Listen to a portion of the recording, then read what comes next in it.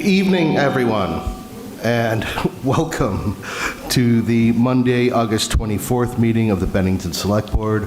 We are at the Bennington Fire Facility Multipurpose Room, 130 River Street in Bennington. My name is Tom Haley. I have the honor of chairing this board, and I will ask my fellow board members to introduce themselves, starting on my right. Good evening, I'm Ed Woods. Hello, Jim Sullivan. Good evening, my name is Clark Adams. And I'm Jackie Metz. And I don't think I need to point out that we are having some audio difficulty this evening, but I think we're going to fight through it. So we'll begin this evening, as we always do, with the Pledge of Allegiance. Clark, would you mind? I pledge allegiance to the flag of the United States of America and to the republic for which it stands, one nation, under God, indivisible, with liberty and justice for all. And Jim, would you share our vision statement, which guides our work, please? Sure. Bennington is a welcoming, engaged, inclusive, resilient community where everyone, regardless of identity, shares in our vitality and benefits from an outstanding quality of life. Thank you very much. Before we begin with the proper business of the board tonight, I want to take a moment to address the vandalism that occurred this weekend at the Vermont Veterans Home. What happened there was disgraceful. A place dedicated to honoring the men and women who served our country was defaced with paint and hateful language. There is no justification for an act like this, and I know I speak for the entire board when I condemn it unequivocally. Some of what was written there appeared to invoke the cause of peace. The contradictions there are astounding. You cannot promote peace through acts of hate. You can't call for an end to violence while directing anger and hatred towards others. And you did not advance a cause by desecrating a place that honors the people who serve their country. There is plenty of room in our community for protest and disagreement. There is room to denounce war, to criticize our government, to protest its policies and actions, and to advocate passionately for peace. These are freedoms worth protecting. The irony that these criminals chose to attack those who fought to protect those freedoms can't be overstated. Vandalism and hateful language are not acts of peace, and they do nothing to persuade anyone or to bring us closer together. Veterans, now I'm going to talk about what happened next because I think that's the real story here. The people of Bennington came together and said, no, this is not who we are. They took back the narrative and turned it from one of hate and intolerance into one of love and community. Veterans, firefighters, and volunteers from all over Bennington showed up. They brought their time, their energy, their determination, and their love and respect for our veterans and our town, and together they cleaned the memorial. That says a lot more about Bennington than the actions of whoever committed this vandalism. I want to thank the Bennington Fire Department and the Bennington Rural Fire Department and everyone else who helped with the cleanup. And I want the veterans who live at the Vermont Veterans Home, their families, and veterans throughout Bennington and beyond to know that Bennington stands with them. The Bennington Police Department is investigating, and I encourage anyone with information that could assist to come forward. You can do so by leaving a tip on the police department's website or by calling the Bennington Police Department at 802-447-1030 and asking to speak with Officer Marissa Smith or Sergeant Dan Ferrara. The VFW have taken a collection and are offering a reward for information that leads to the arrest, prosecution, and conviction of whoever is responsible for this attack on our community. One person or a small number of people can do something ugly and despicable. They do not get to define Bennington. The people that showed up that morning do.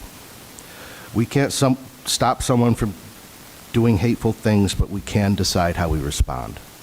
This weekend, Bennington responded by coming together, cleaning up the damage, and showing that respect and service are stronger than vandalism and hate. That's the Bennington I know, and that's the Bennington that we are proud to represent.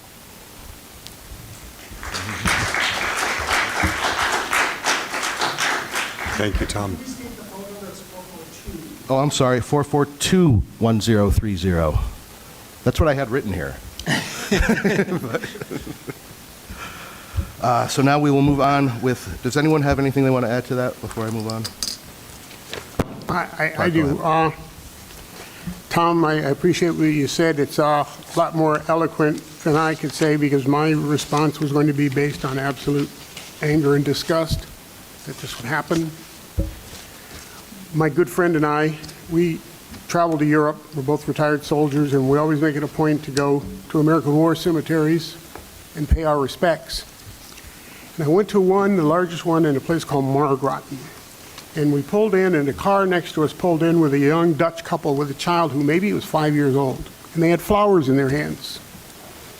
And they walked out, and they put flowers on one of the graves. I was talking to folks. At the end of the war, Dutch families adopted the graves of our soldiers.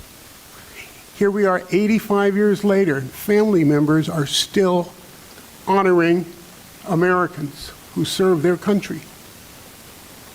And I was physically ill and livid when I became aware of what happened. And I contrasted to what I saw this Dutch family honoring an American soldier who they never even knew and wasn't even a Dutch citizen. To think that people in our town would do this and that there are people out there who know who did it and haven't come forward is reprehensible. And I speak not as a select board member, I speak as a proud American who on Friday was at the Vietnam Traveling Wall to honor my cousin who died fighting for this country. 24 hours later, I hear this. And again, thank you for the time, but whoever you are, I'm not going to forgive you, and I'll never forget the kind of person you are. Thank you. Jackie? I don't want to belabor the point, but I just want to thank you for your statement, Tom. All right, on to the consent agenda. Consists of the minutes of August 10th, the warrants, and the licenses. For the purpose of discussion, could I have a motion to accept, please? So moved. Second? All right, any comments on the minutes, the warrants, or the licenses? All right. Seeing none, all in favor of accepting the consent agenda, please say aye. Aye. Any opposed? And no consensus. Thank you. Next, we have our public comment period. I will remind everyone that public comment is a time to share information of value to the community on items that do not appear on the agenda. We ask everyone to keep their comments to 3 minutes or less so we can have time to allow everyone to speak. Remember, please, this is not a question and answer period, so there will be no back and forth, but if there are questions posed that we can answer briefly, we will attempt to do so at the end of the public comment period. As always, if you have questions, it is best to direct them to Town Manager Dan Monks, and he can point you to the right person to actually get you the answers you need to your questions. So we'll begin this evening with Kelly Carroll on community.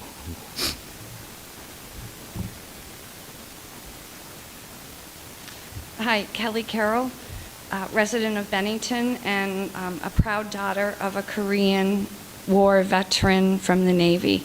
Tom, I want to thank you for what you said. It was really nice to hear the town come out first with that statement of support, so thank you.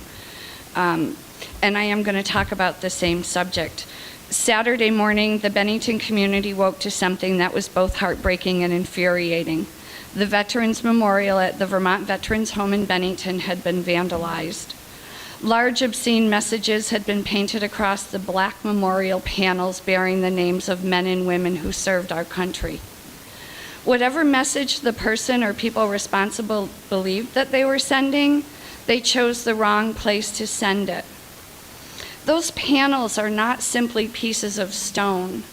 Every name represents a person. Behind those names are families, stories, sacrifices, and service. Some came home from war. Some carry the effects of their service for the rest of their lives, but all deserve to have their names treated with dignity.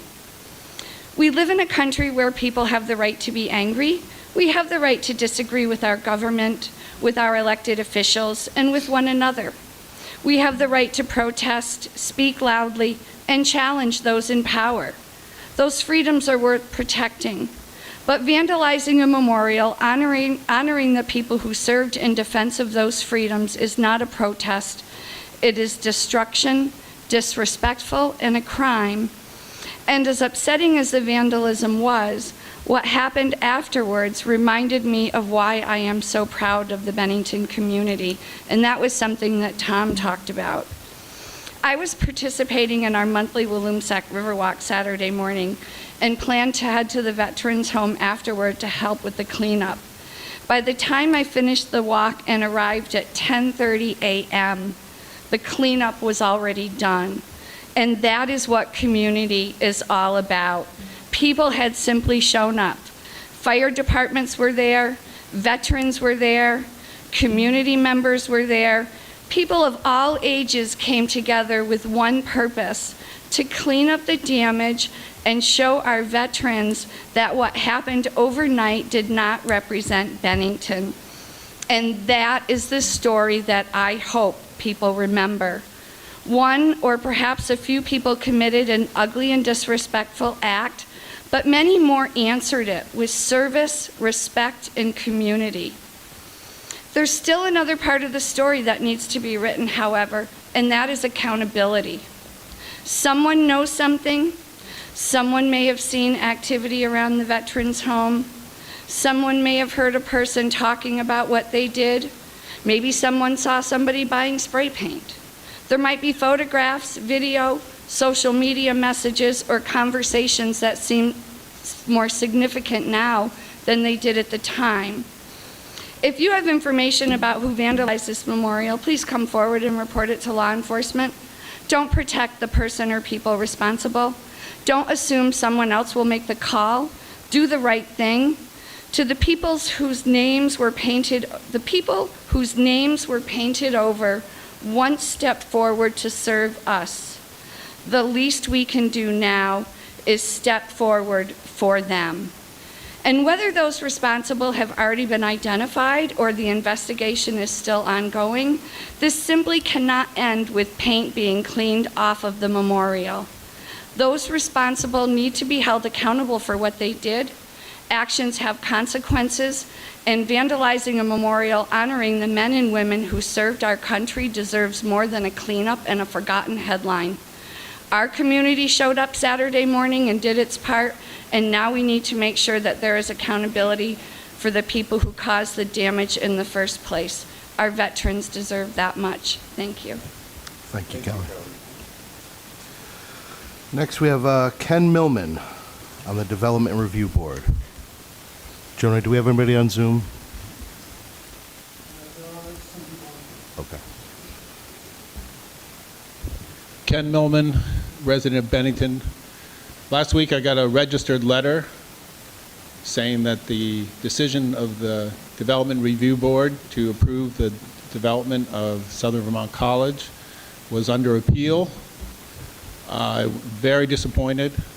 This is going to delay for maybe a year the development of the college. This is going to cost the hospital hundreds of thousands of dollars. It may imperil the project. I want everyone to remember that on December 11th, 2020, the hospital stepped up and spent $4.65 million to buy that property. And for residents to question whether their decision to develop the property as a resort is not appropriate or somehow needs to be appealed is, the sacrifice the hospital's making for us should be honored, and this appeal should be dropped. Thank you. Thanks, Ken. Clark, did you? Okay. Next, we have Bruce Lee Clark on campaign signs.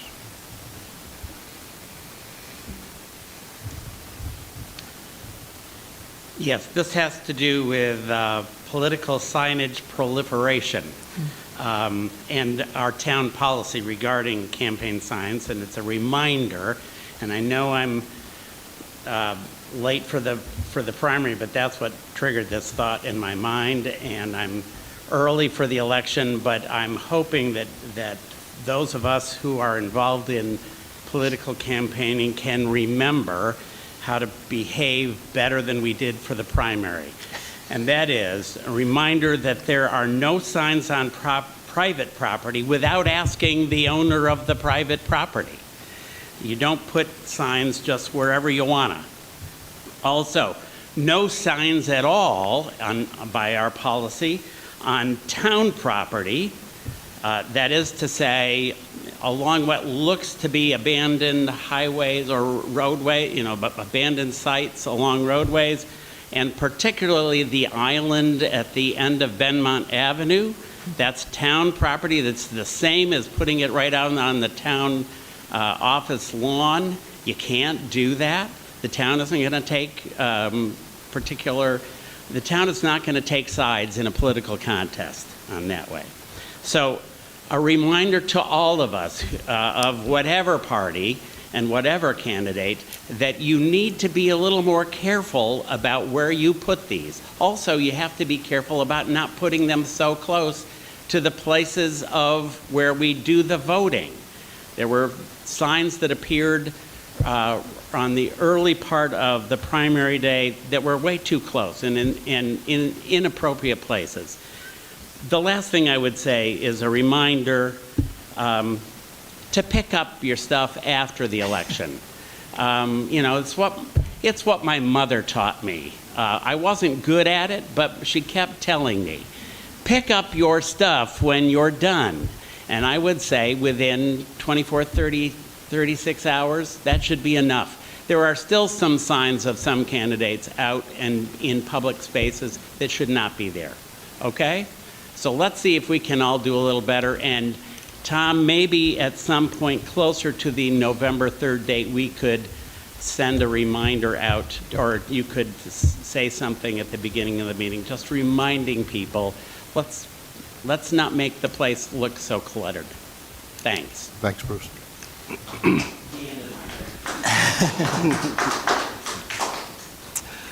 Bridget Elder on redevelopment.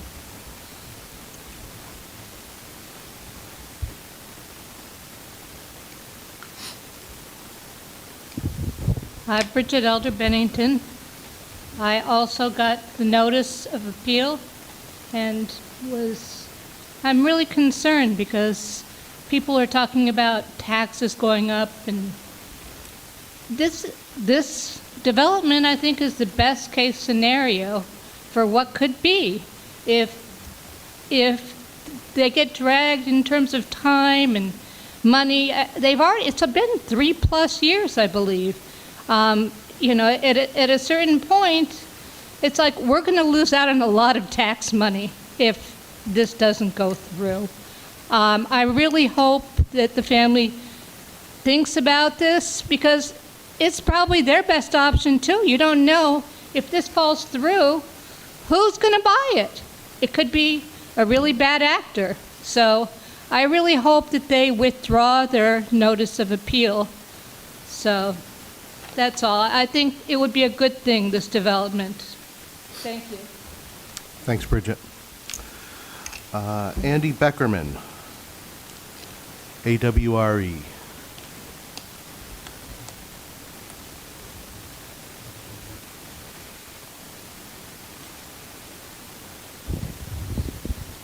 Hello, I'm Andy Beckerman. I live in North Bennington. I want to read my comment. It's in support of the resort project in Bennington by the Alfred Weissman Real Estate Corporation, AWRE. AWRE describes their plan for the site of the greatly missed Southern Vermont College this way, and I quote, "Originally constructed in 1911, the Everett Mansion, known as the Orchards, is one of New England's most extraordinary historical properties, a magnificent 371-acre hillside retreat commanding sweeping views of the Vermont countryside. The estate offers a rare canvas for a world-class luxury destination, a property of sufficient scale, historical gravitas, and natural beauty to support a resort experience genuinely unlike anything currently available in the Northeast. That's close quote. I want this for our town. It will attract people from all over, provide scores of jobs, stimulate growth of downtown businesses, add significantly to the town tax base, preserve and showcase the natural beauty of our area, and welcome the continued use of bike and hiking trails for all of us.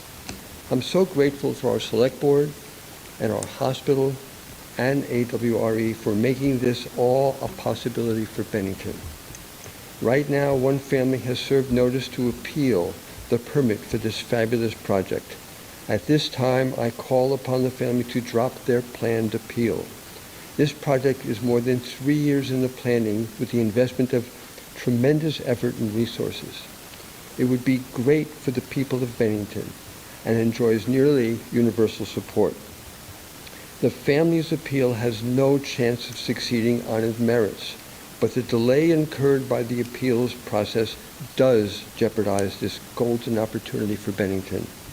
Please drop your appeal. I want to thank you all who have made this project a possibility for all of us.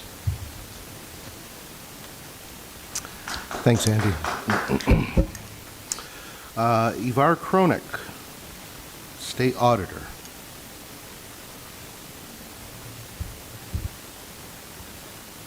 Sorry, I could have been a bit more clear in my description. Ivar Kronik, a candidate for the State Office of the State Auditor. So hi, I'm Ivar Kronik, and I live in Pulteney, Vermont. And I am running for the Office of the State Auditor of Accounts. My name will be on the November ballot.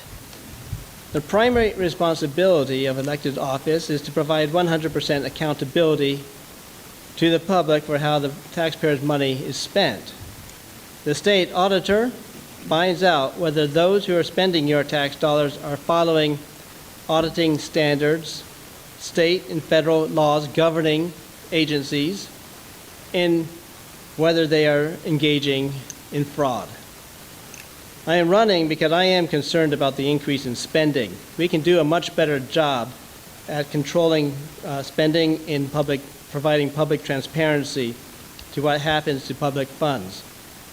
Good money management reduces costs and helps improve services for those who are needing them. This is a non-political office, and I will unite people by pursuing the best practices in handling funds and providing those services. From my past service in city government, I have an established reputation in identifying government waste and poor accounting controls. And I did a great job at that, and I really enjoyed serving the people by providing leadership and advocating for better practices. I encourage you to learn about this important office because it serves to protect the work of lawmakers and ensure that taxpayers' money is spent wisely, honestly, and productively. So thank you for considering me for this office this November. Again, I'm Ivar Kronik, running for the office of the State Auditor. Thank you. Thank you very much. Zoom callers, if you'd use your raised hand function to indicate you want to speak during public comment. We have anybody, Jonah? Okay. Then moving on. The Downtown Vibrancy Fund Grant Application Letter of Attestation. This sounds more complicated than I bet it is. So, go ahead, Keith. Hi, Keith Carey, President of the BBC, Better Bennington Corporation. That letter is to accept that the town understands that we got that grant and that we're going to use it as additional funding for our work plans through the 2026-2027 year, and is agreeing that you will not reduce the funding from the municipality to us instead of that grant, by getting that grant. That's all that is. So, any questions or deeper I was going to offer a motion for the purposes of discussion. So I'd like to make a motion, if I could, Tom, that we sign appendix, I guess this is appendix 2, the attachment to this, as Keith has just outlined for us. I will second that motion. Any discussion? Clark? My question, is this a straight disbursement to the EDC or is it a pass-through to the town office? It's a straight disbursement to the BBC. We will get approximately 11,000 up front. We will have to do mid-year reporting for how our work plans are going to the states, and then we'll bill them for the second. Once we do final reporting to them, they'll dish out the remaining, let's say, 2,000. Yep. Anyone else? Anyone in the public? All right. Well, then with that, I'll call the vote. All those in favor of signing the letter as indicated, please say aye. Aye. Any opposed? Any abstentions? Thanks very much, guys. Thank you. Thank you very much. Tom, I'll pass the letter around. Next. It's time for tonight's discussion revolving around the local option tax proposal. Tonight we'll be reviewing the draft revenue expenditure policy, and I will look to the members of our Economic Development Committee and Jonah lead that discussion. I'll just be introducing the discussion and then I'll be setting back down. So for many of you, this is not new. This is now our third public meeting regarding the issue that originally emerged from the Economic Development Committee, which is a subcommittee of the Select Board, and was, I think, in part inspired by new data, which has been made available, which has given more insight into the possibilities of a local option tax. So we're going to start by just briefly saying, what is it? What are the rates around us? Who pays? What is the language for the ballot? And the key piece for tonight, that draft local option tax expenditure policy. Local option tax is a 1% additional tax which is added to the existing tax for sales and use, rooms, meals, and alcohol. For the sales and use tax, that is the largest category. That applies to many commonly purchased items, but it also includes a fairly extensive list of items that are exempt. And that includes things like groceries and food, clothing and footwear, medicines, as well as agricultural purchases. It also includes a 1% tax on rooms, meals, and alcohol. Rooms and meals taxes are what you would expect to pay from lodging, such as hotels and motels, and on eating out at restaurants, fast food, and to-go food. The tax on alcohol includes purchased alcohol at restaurants, but also alcohol purchased in stores. And I might mention that prepackaged, ready-to-eat food from grocery stores would also be taxed. In 2026, a record number of towns voted on the idea of a local option tax, with 14 passing some form of it. That brings to total the number of 48 towns that have currently implemented some version of local option taxes in their communities.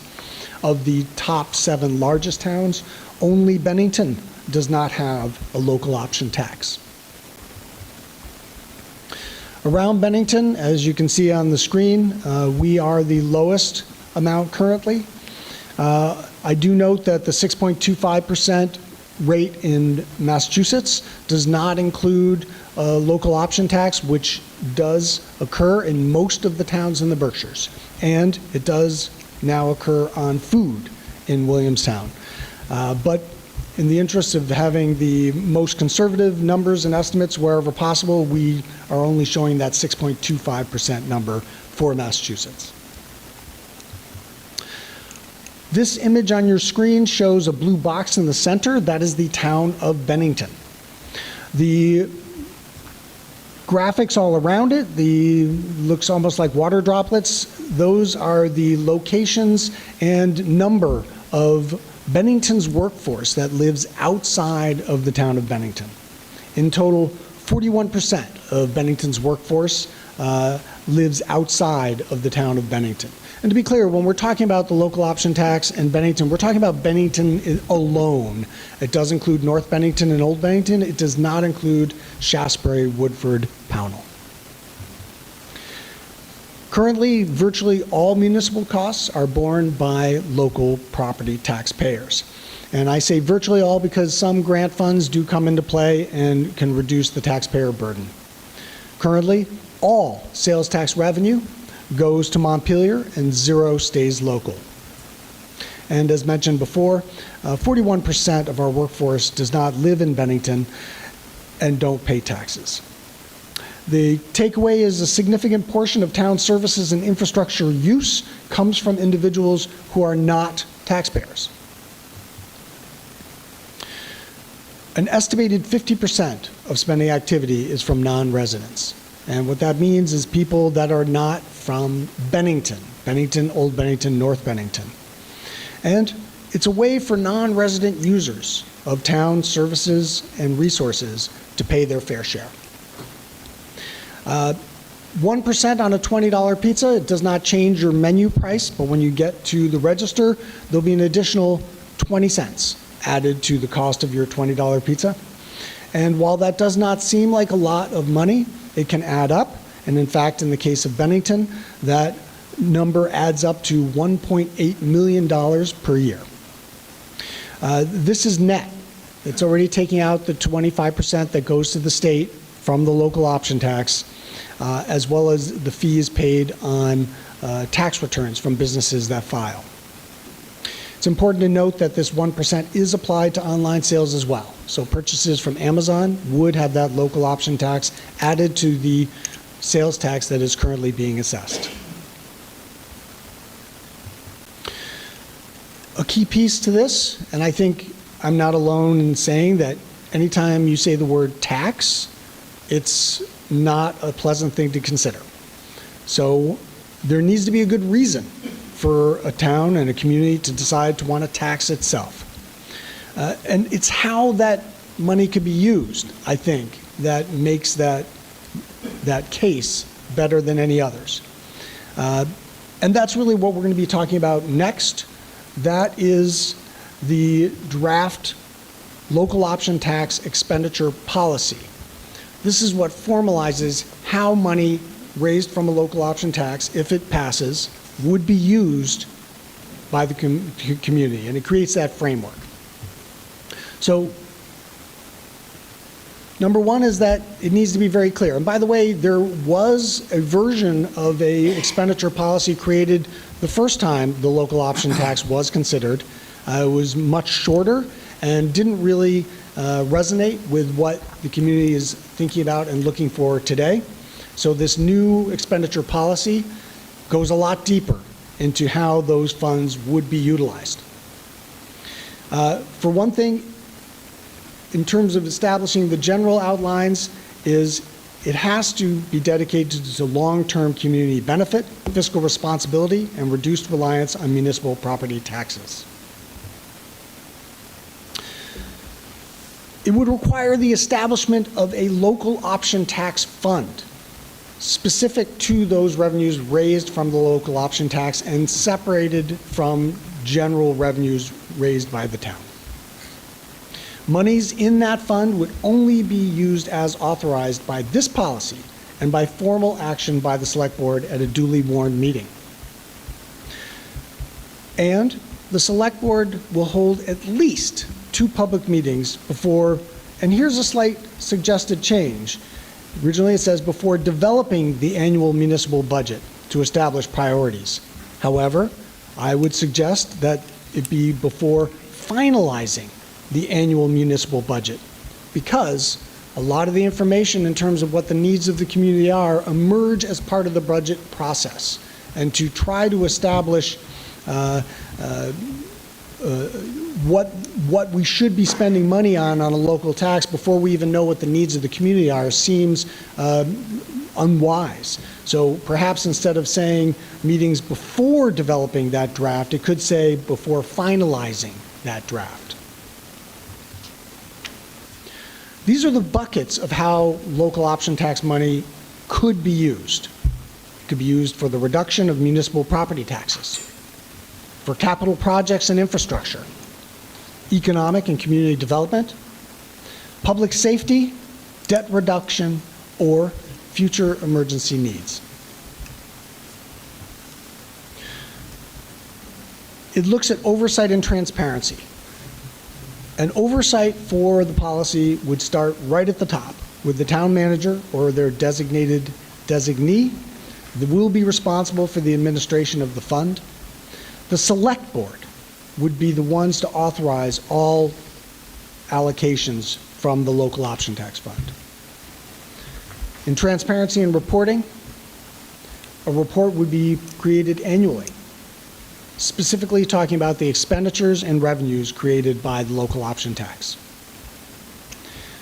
In terms of relationship to other policies and budget decisions, that is intended to guide decisions and public expectations regarding the use and shall be applied in conjunction with the town's other planning and annual budgeting process.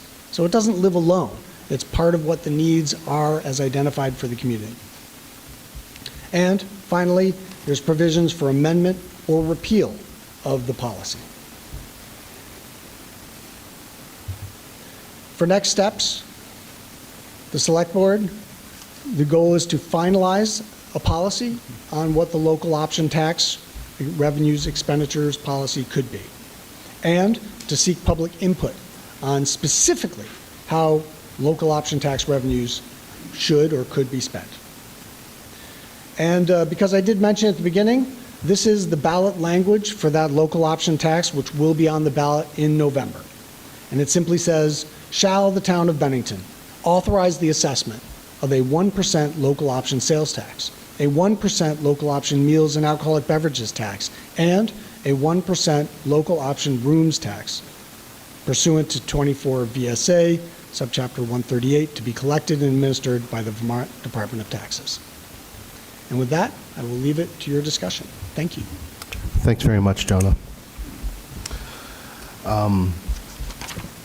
We've been getting a lot of feedback from the public that they want to know what we would propose we'd spend the lot money on, and that's a great question. I do think tonight's action, we needed this policy before we could make those kinds of decisions and have those kinds of conversations. So I think this is a major step along the road, and I thank the subcommittee for their work on this and staff.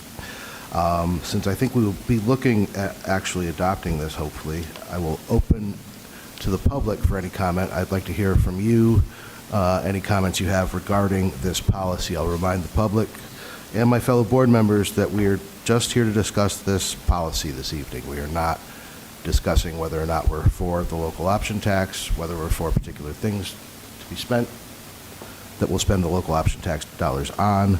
We're focusing on this policy because we want to make it as clear and transparent as process as possible. So I will, with that, open to, do we have anyone?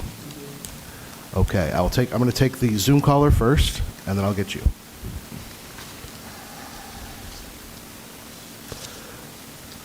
Caller, please identify yourself and go ahead. Am I on? Yep. You want me, Sean Marie, to speak? Yep, you're good, Sean Marie. Okay. Good evening. I was here a week ago, and I'm not going to repeat my comments from last week. What I am going to comment on is that both Manchester and Stowe did the local option taxes in stages. Manchester, as I'm sure those on the committee knew, was 1999, and it was later in 2008 that they added. What I found very interesting about Stowe was in 2006, the Stowe voters approved a 1% local option tax on room, meals, and alcohol. Before that vote, the selectmen voted a resolution stating that the revenue would be used for capital projects. 17 years later, the Stowe added 1% of the sales tax. But their ballot question is where I find that we are lacking. Their ballot question said, shall the voters approve a 1% sales tax to be used to support the general fund? So I noticed in your policy, and all of that sounds great, but one thing that was not read was the Section 9, which says this policy may be amended or repealed by a majority vote of the Bennington Select Board at a duly warned meeting with any proposed changes listed as a separate agenda item. So that's, again, what concerns me is that a future board could reverse this policy, and I would like to see it more in the hands of the voters as opposed to 7 people. So I say that you talk about at least 50%, but the policy also states may be amended or repealed by a majority of the board, and that's why I'm interested in how other towns have addressed the intended use of these revenues when they actually put the taxes before the voters. So I think voters deserve as much specificity information as possible about how that 1.8 million projected is going to be calculated and what commitment is being made other than the policy before they are asked to make this decision.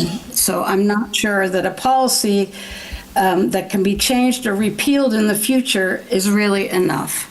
So those are my comments, and I think I was less than 3 minutes. Thank you. Thank you very much, Jean-Marie. Anyone else, Jonah? Okay. As promised. Susan Wright, live in the village of Old Bennington, and I spoke a week ago supporting the local option tax, and I've been thinking about it all week, and one thing I do feel that would encourage the citizens to support it is if we could have possibly more than a 50% amount going toward property tax relief. Not only because I'm a property owner, and I'd like to see that, but I think it would also encourage a future growth, persons moving into the area, building homes, buying homes, if the tax looked like it could be controlled, and then they could feel okay with this additional local option tax. In addition, I did a little research on the pilot program, because Nancy White had brought it up at last listening meeting, and I think it is something that does warrant a little looking into, because my understanding is that the pilot program is created for all of the property that the state owns and they pay out in lieu of taxes. The thing is, that amounts to, and they do use the option tax to fund the pilot program, is my understanding. But the pilot program, what it pays out, has seemingly more left over that is being questioned. I don't know if this is hearsay or not, but supposedly 15 million that is just sitting and nobody knows what to do with.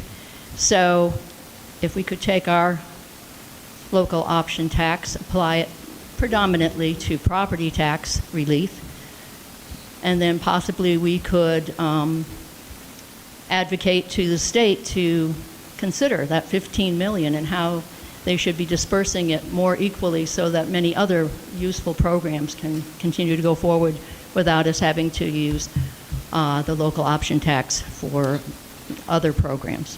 Thank you. Thank you, Susan. Thanks, Susan. Anyone else in the public like to comment on the policy? All right, then I will hear from my board.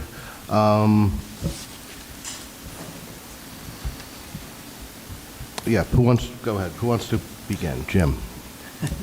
Do you want a motion before we begin? Or? That's what I was just contemplating. Let's do a motion. If we have to amend it later, we can. But good, because I'm thinking of an amendment, too.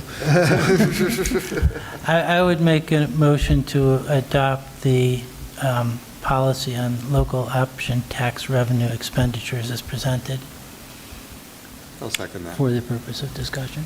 Okay. Now open for discussion, please. Ed? Thank you. And this, I'm not sure where to direct this question, hopefully the committee. Thank you guys very much for getting us this far. This is really good work.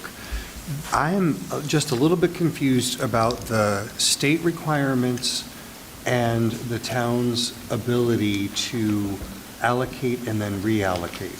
So we see language that says that if property tax relief is one of the options that is chosen, it needs to be at 50% of the local option tax collected? Am I understanding that? I think it's a minimum. That's just I think that's just a part of the proposed policy. But I saw that, I thought I saw it in what Jonah was sharing, that looked like it was part of the requirements from the state. No, I don't believe so.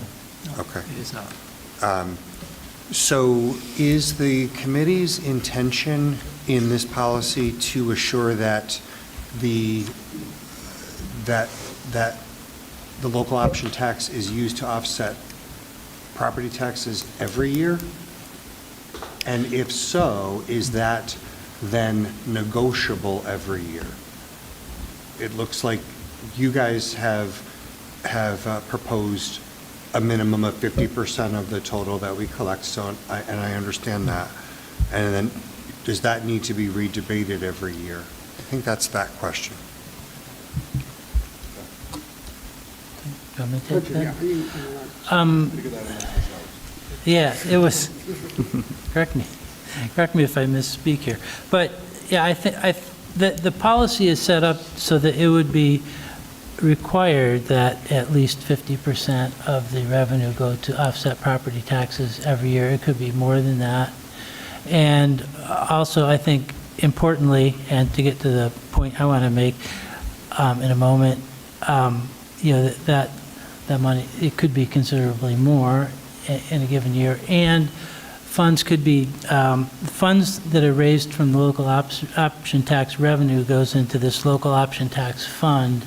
And not all of those funds would have to be expended to offset property taxes or for other expenditures in a given year. Some could be held in reserve in that fund to help deal with potential fluctuations in property tax demands in future years. So it could be structured in different ways, but to answer your question, yes, every year the idea, the policy would be for the board to determine how much would be used to offset property taxes, and it would have to be, according to the policy, at least 50%.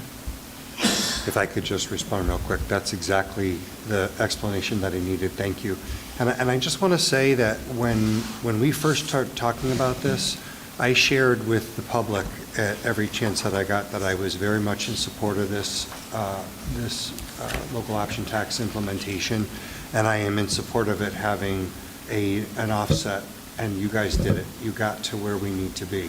I didn't get that from reading the documents, so while we're talking tonight, I might suggest an amendment just to make that part seem more clear.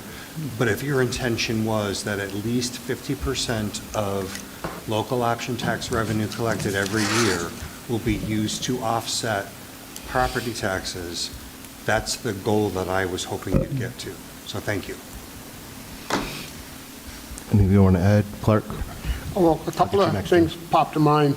The area we reference here and the policy may be amended or repealed by majority vote of the Bennington Select Board at a duly warned meeting. One of the things I'm always concerned about is I don't want folks to feel that everything is cast in stone. The idea of we guarantee this will or will not happen. I think the fact that it repeatedly mentions public discussions and meetings, I think it's important that people understand that everything in this policy is subject to being reviewed and amended as appropriate. Yes, the 50% reduction, sure, that's I don't have a problem with that, but I'm not going to sit here and say, in 6 years, this will be an absolute. And I think people have to understand that the only real absolute, in my mind, is there are no absolutes. Things are subject to change. This entire tax issue is a public decision. We're presenting information, and the voters and taxpayers of Bennington will say yay or nay, but I want folks to understand that this is not a cast in stone, so to speak. People have to understand that. And they talk about the offsets, and I've had a couple of people indicate they thought it meant we'd be reducing their property taxes by half, or 50%. And again, I think folks have to look past that. No, we're not saying we're going to reduce your taxes by half. So I think, a lot of these are points that folks need to join the conversation and get clarified. Jamie had something? Yeah, thanks, Tom. I had a couple things, but one to focus on what we're talking about at the moment. The policy, and I really support the policy. I think it's well written. I think it includes the categories of spending that are appropriate for local option tax spending. At the same time, I want to recognize that the main purpose of, in my mind anyway, and I think the committee's mind, of the local option tax is to advance the idea of revenue diversification and lessen reliance on property tax as almost the sole source of revenue for municipal government. And I appreciate the request that people have for us to be more specific about what we would spend those funds on. And I agree with Clark that specificity is going to come along year by year. We're not going to know 5 years out exactly what we need to spend money on. That said, I think as a potential addendum to this policy, and recognizing that I'd like to gain some experience with this and point the arrow directly at the primary purpose of the local option tax revenue. I wrote this down so I get it right. So I would support the idea of, for the first full year of local option tax revenue receipts, using 100% of the funds for property tax relief. That is, all revenue to be retained in the local option tax fund for property tax stabilization, with up to 75% allocated to offset property taxes in the next fiscal year, and with at least 25% to remain in the local option tax fund as a reserve to limit the magnitude of increases in property taxes in future years. I just think that would get us off to a good start and really address the primary need for this revenue source, and not saying that the budget is not going to include these other items that are included in the policy, but that none of them would be called out specifically as being funds allocated directly from the local option tax fund.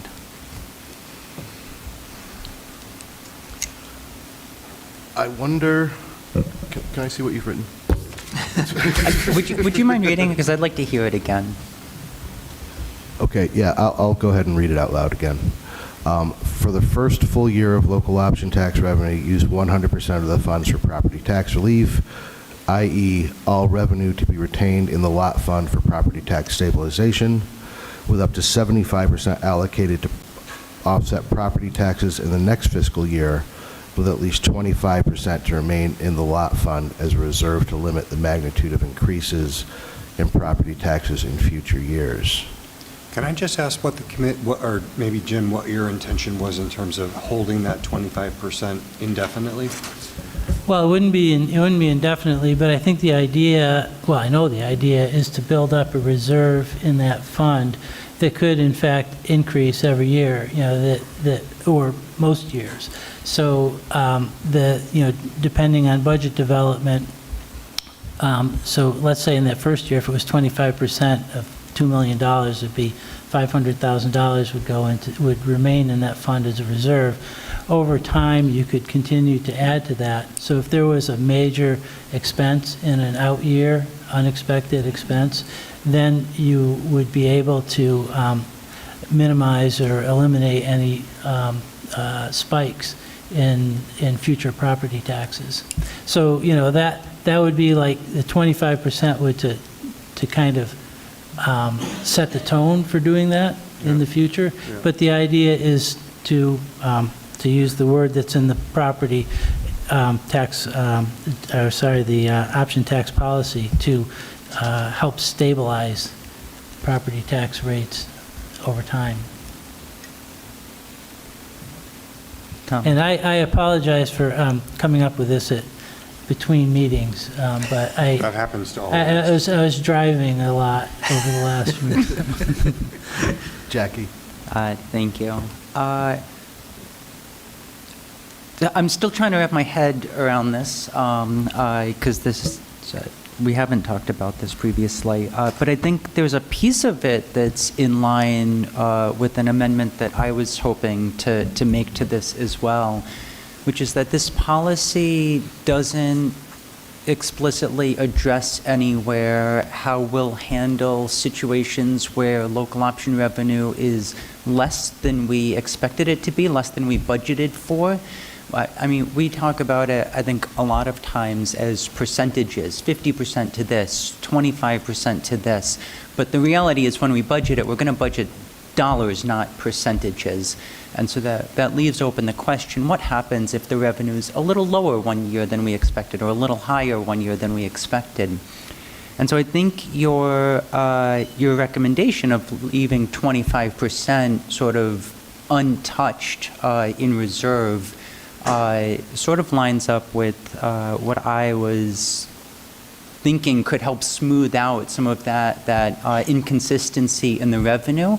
And so maybe we want to move some of that percentage up to the first year. Maybe we say 90% to property tax relief and 10% held into reserves, so that when we set the tax rates against our budget, we're not guessing at what that revenue is going to be. We can feel quite confident that it'll be at least 90% of what we're projecting.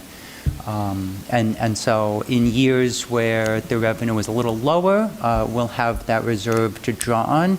And in years where it's a little higher, we will not spend that money. We will leave it in the reserve to smooth out future years. I'm certainly, I've had a number of conversations myself, and I'm in favor of putting greater than 50% towards property tax, particularly in the first year. I think it would be appropriate to see at least $1 million in property tax relief. More than that, I'm certainly open to the idea, but I suppose I'd want to be careful that we're not setting up future years as sort of a shock if we don't spend that same amount on property taxes in future years. I'd want to avoid that sort of shock to property taxpayers in years 3 or 4. I'm wondering if we're looking at two different arguments here, because part of your argument seems to be deciding what we'll spend the lot revenue on in the first year, which I think is a conversation that we need to have, but I don't know that it needs to be in the policy, because the policy sets up the framework. But I do like the idea of, and I think it would be appropriate to put in the policy, something setting up the fund that you described, and mechanisms for how much should go into those funds. So I'm just wondering if, I think saying 100% for the first year is something we should talk about, but I'm just not sure that belongs in the policy. Because the policy is meant to be a document that'll advise future boards. I'd be interested in hearing your thoughts on that.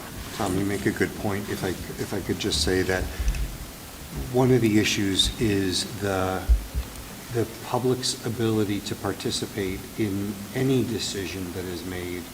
So Jim's proposed amendment sets up this policy to a point where it's going to go 100% and then scale back, and then it'll land at that 25% in year 3, I think is what I heard, and I'll ask for clarity on that.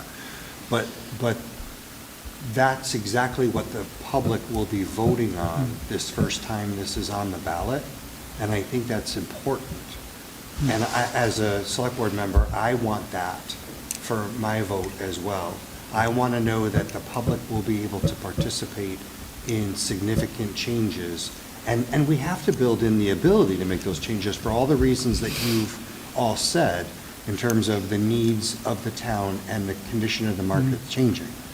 So I'm in favor of having flexibility. I need to make sure that we invite the public every time.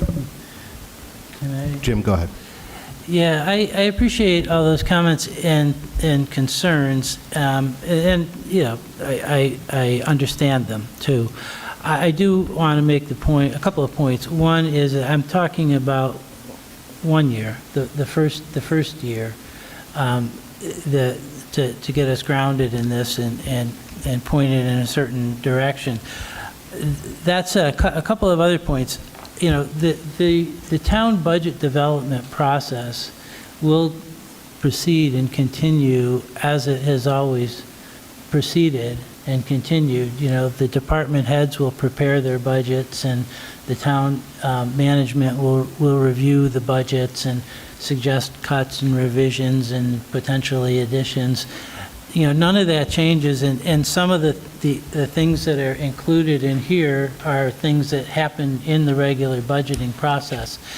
And so it's not like, oh, all of a sudden we're not going to spend money on, you know, economic development programs or infrastructure. You know, of course we are.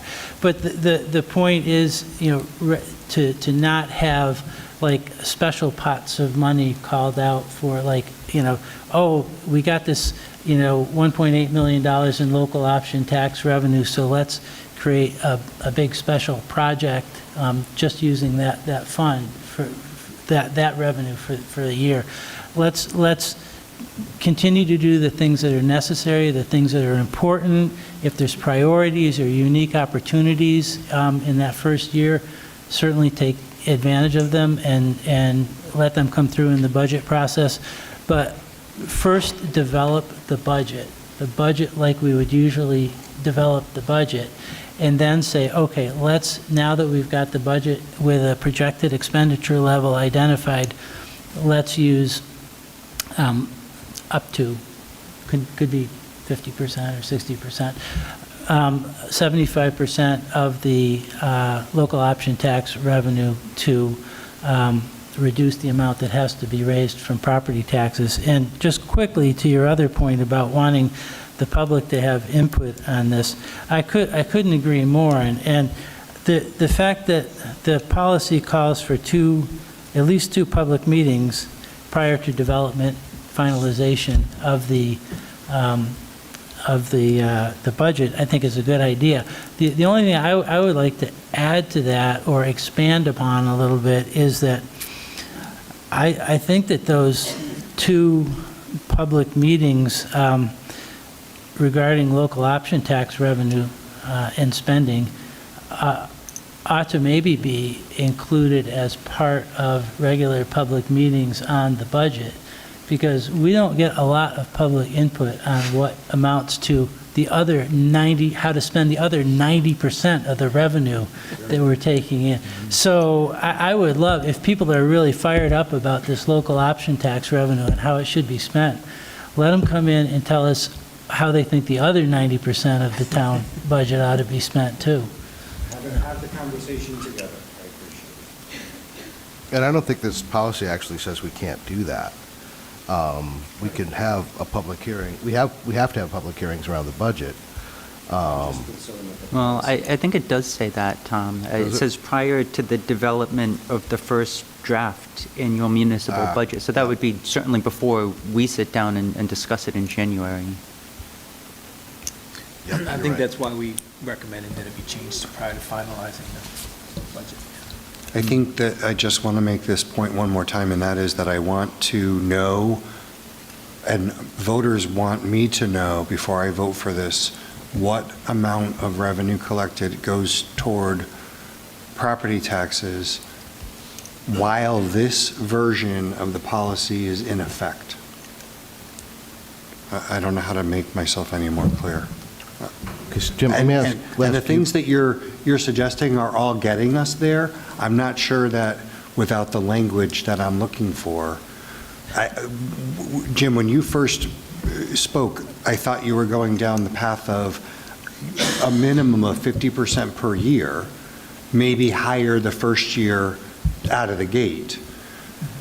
And I think that what I understand now is that you might be down to 25%.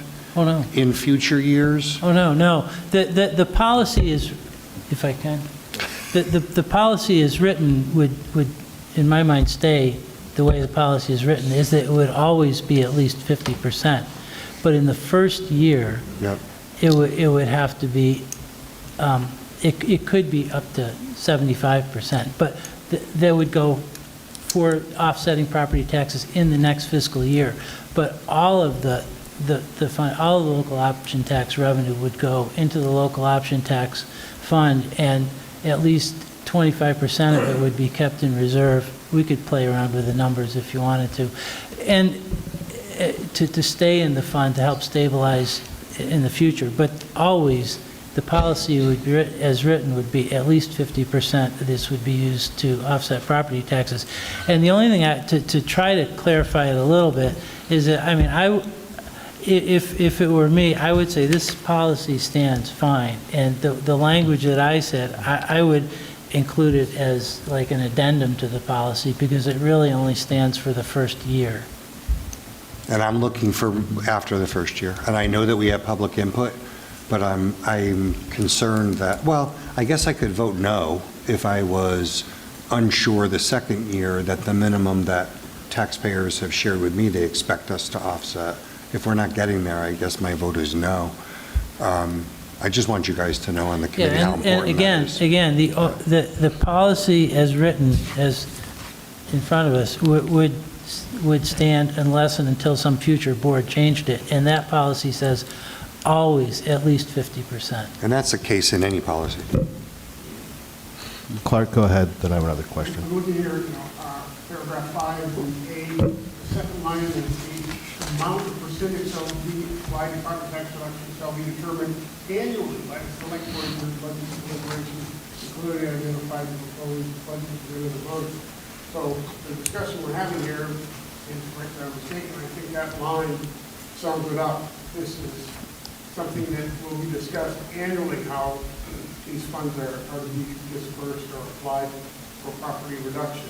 Except the very first line in that section says applying no less than 50%, so. Right, and then the second line, if you read that, and it looks to me the second line circumvents that first line. It says each year they'll determine a percentage. So which is it, I guess? Well, it would be in accordance with the prior paragraph, right? So we could choose 50%, we could choose 60%, we could not choose 40%. Right. As long as we can't choose 40%, that was the answer I was looking for, and I am looking for that language. Mr. Chair, may I just comment? Because I just want to make sure, I think, and I know you tried to clarify this, I think, but I don't know if everybody in the public or the board appreciated. What I'm hearing is that everybody's okay with the policy with no less than 50%, and we've moved on to what are we going to do in the first year? Yes. And I think it would help everybody if we could say, okay, we're probably going to have one more meeting before we finalize this, but we're okay with the policy as is. Maybe we change to finalize instead of prior to developing. And then we can move on to Jim's discussion about, okay, what are we going to tell to the voters explicitly what we're doing in the first fiscal year?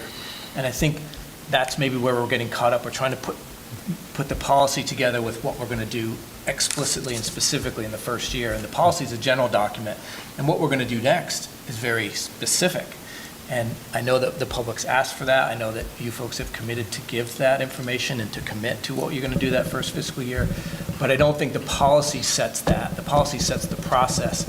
Then we immediately go into how do we explicitly and specifically say to our public, this is what we're going to do in the first fiscal year. And it sounds like Jim has an idea. I think it's a great one that we should all discuss, but I don't know if it needs to be part of the policy because we've already set a floor of 50%. Unless you want to say it should be higher or lower, I think we can move on to, okay, this policy works, here's a couple tweaks, and now let's have a discussion about what we're going to do in the first year. So let me ask a question, not to interrupt you, but I think it will help. A minimum of 50% of revenue collected will be used to offset property taxes. In every year. That was the answer that I was looking for, and if we, I don't know where that goes in this document to satisfy me and to address what Dan just said, which is, don't let the pieces of each individual year's spending get you down because you don't know what those years are going to look like. And I understand that completely. And I think Dan kind of hit on what I was trying to say. Yes. But you probably did a little better. So, because what I was struggling with, Jim, is where would an amendment like that fit here? As I noted, I wouldn't amend anything in the policy. I would add that paragraph as an addendum applying to only the first year. And I appreciate the fact that you could do that based on this policy in discussions about how to implement the policy in the first year. I just like the idea of right up front saying, hey, this is how we're going to start this policy. You know, in the first year, we're going to put it all toward property taxes. Now, I take Clark's point, though, because I do agree that in that section A, where it says apply no less than 50%, the second bullet point says the amount or percentage of property tax reduction shall be determined annually. I mean, that should say the amount or percentage, but not less than 50%. Yeah. That solves my problem. Yeah. Right. And another thing I worry about is if we do agree on what you're suggesting tonight, we're doing so without getting the public's opinion at two public hearings. And that bothers me. And based on what Dan just said, I think your argument is a good one, Jim. I think we should keep it on the table. I don't know that we have to just resolve it tonight. Oh, I agree, and I didn't know if we were going to move toward adopting this tonight or not, but it's certainly we could adopt this policy. We could amend it later by adding that as an addendum. Like I said, my inclination or my interest in putting this on at this point or before the vote is to tell people clearly in this first year, this is what we're going to spend on. Because people are asking for specificity now. 100%. And our discussions about implementation of this policy are moot if it doesn't pass. Right. So right up front, say, hey, if this passes, this is how we're going to handle the first year. After that, the addendum doesn't apply anymore.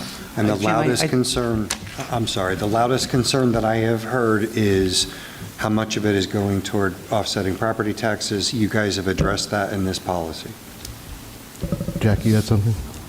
Yeah, I also, I agree that voters need clarity and assurances before they show up to the polls in November to vote on this. So regardless of what this policy says about, we'll hold these two public hearings prior to whatever in future years, I think at least this year we need to commit to holding those hearings prior to November. We have to hold them probably one in September, one in October.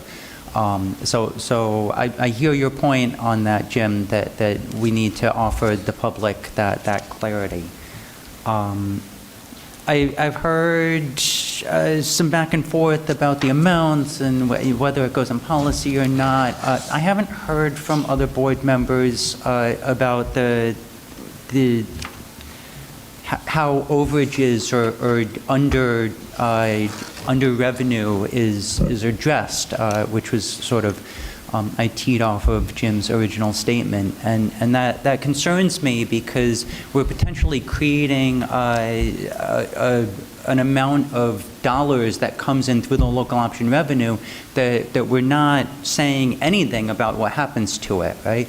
I know in my household budget, if I don't give every dollar a name, that money figures out, it goes somewhere, I just don't know where it goes, right? And so I don't want that kind of thing happening to this policy. So I think we need to be explicit about how we handle when the revenue is greater than we expected and have a plan for what happens when the revenue is less than we expected. Jim? Yeah, I mean, I can address that. I mean, in my household budget, in our household budget, sorry. I see another member of the household in the back of the room.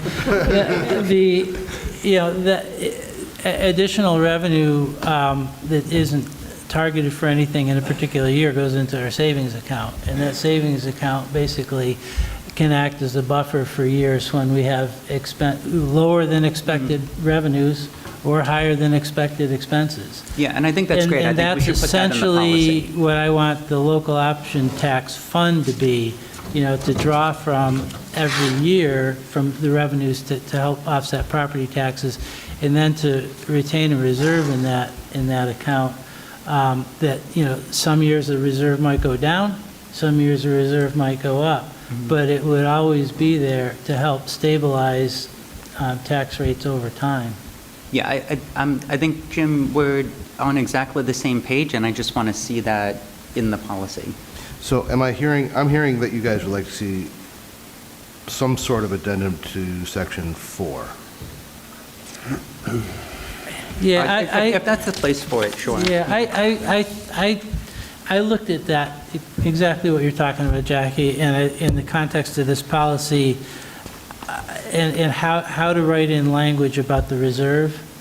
And I kind of said, well, if the revenues go into the fund as a call for it in the policy, and the select board determines how much to allocate out of the fund, then the select board is by default determining how much to leave in reserve. So maybe that needs to be spelled out more explicitly, how that happens from year to year. Yeah, I also in my notes is, a proposed dollar amount that we leave in reserve the first year, but then again, we're getting into what we spend the money on and not how we decide what we spend the money on. So I'll leave that aside for now. Well, let's work that out, though, because I do think we need to adopt this policy or some version of it so that we can move on to actually having discussions and public hearings about what we're going to spend the revenue on. Because I don't think we can do that without this policy to provide some sort of a regulatory process. So, I mean, do either of you have any kind of language that we could propose in here, or where we would put it in terms of... I looked at town staff that may have a suggestion.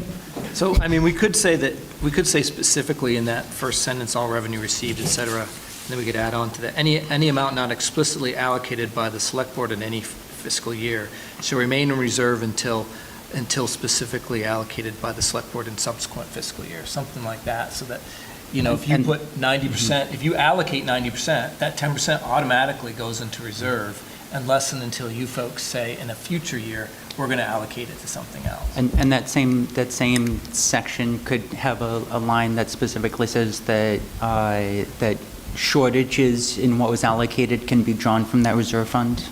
Right, that goes yes, we could certainly say that specifically, but obviously you have the right to allocate that to a shortage. Yeah, I mean, the policy says that the select board allocates funds from, money from the fund. Okay, So yeah. we could do that. I mean, I think what Dan said is good language, that because like I said, I had to read through it 2 or 3 times thinking through how it would work. So what Dan said, I think, explains it explicitly how it would work, so you wouldn't have to go through, like I did, try to figure out how it would work. But it allows you folks to say, okay, we know we're going to get approximately 1.8, but to be safe, we're going to go up to 1.6, and because we're only allocating 1.6, that means 200,000 remains in reserve for at least until the next fiscal year. Yeah. Did you write that language down, Dan? I did. Thank God. I will move that amendment. Is that, yes? Yes. Could you read that again for us, Dan? Yes. Any amount not explicitly allocated by the Select Board in any fiscal year shall remain in reserve until allocated in a future fiscal year or years. I make that motion to amend the draft policy. I'll second it, but I have questions. Sorry. No, that's why we're here, Ed. It's because they have to be asked. Go ahead.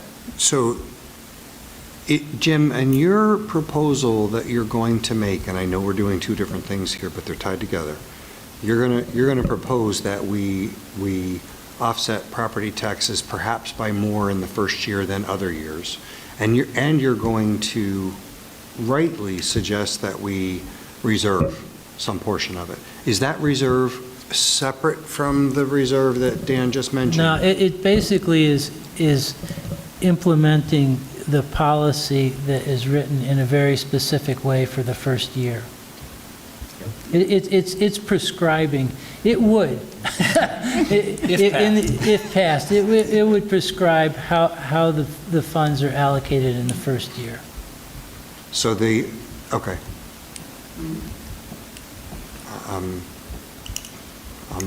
trying to absorb. So Jim, you would propose, for example, that we allocate 1.7 million toward property tax reduction, and so then that additional 0.1 million would just be kept in reserve? Well, based on the numbers that I put in, if you said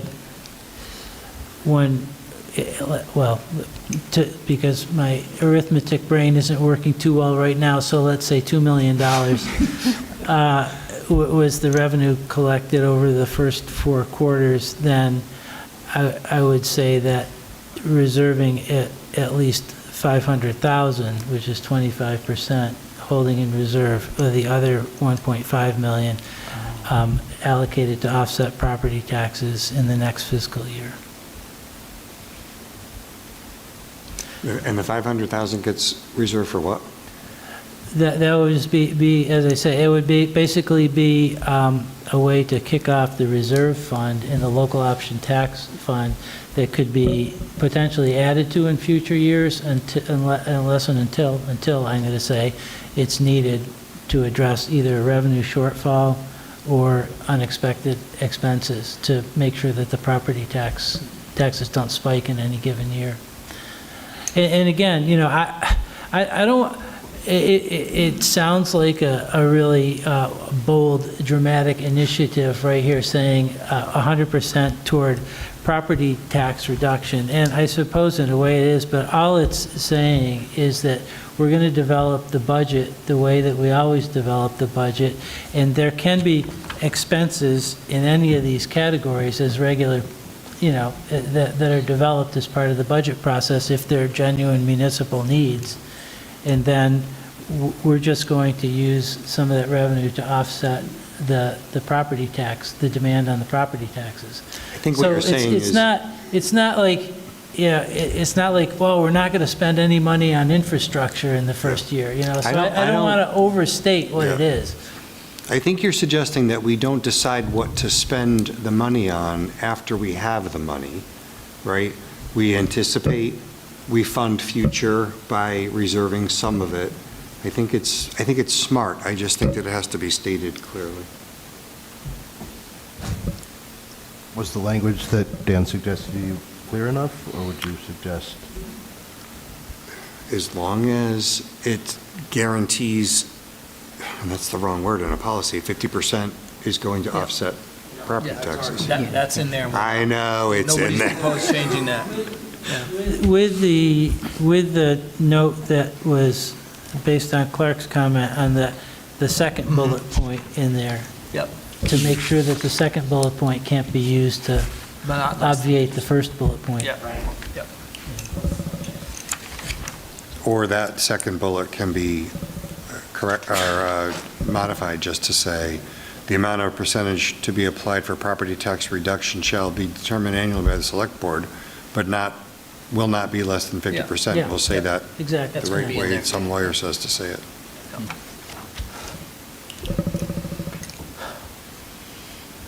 Anything more on the, Adopt everything in public talk or no?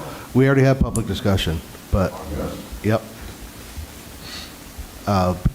Because we're looking at adopting a policy, we always take public discussion, then do the board discussion afterwards. But nobody can comment in public discussion? We heard from the public as to what they intended or were suggesting.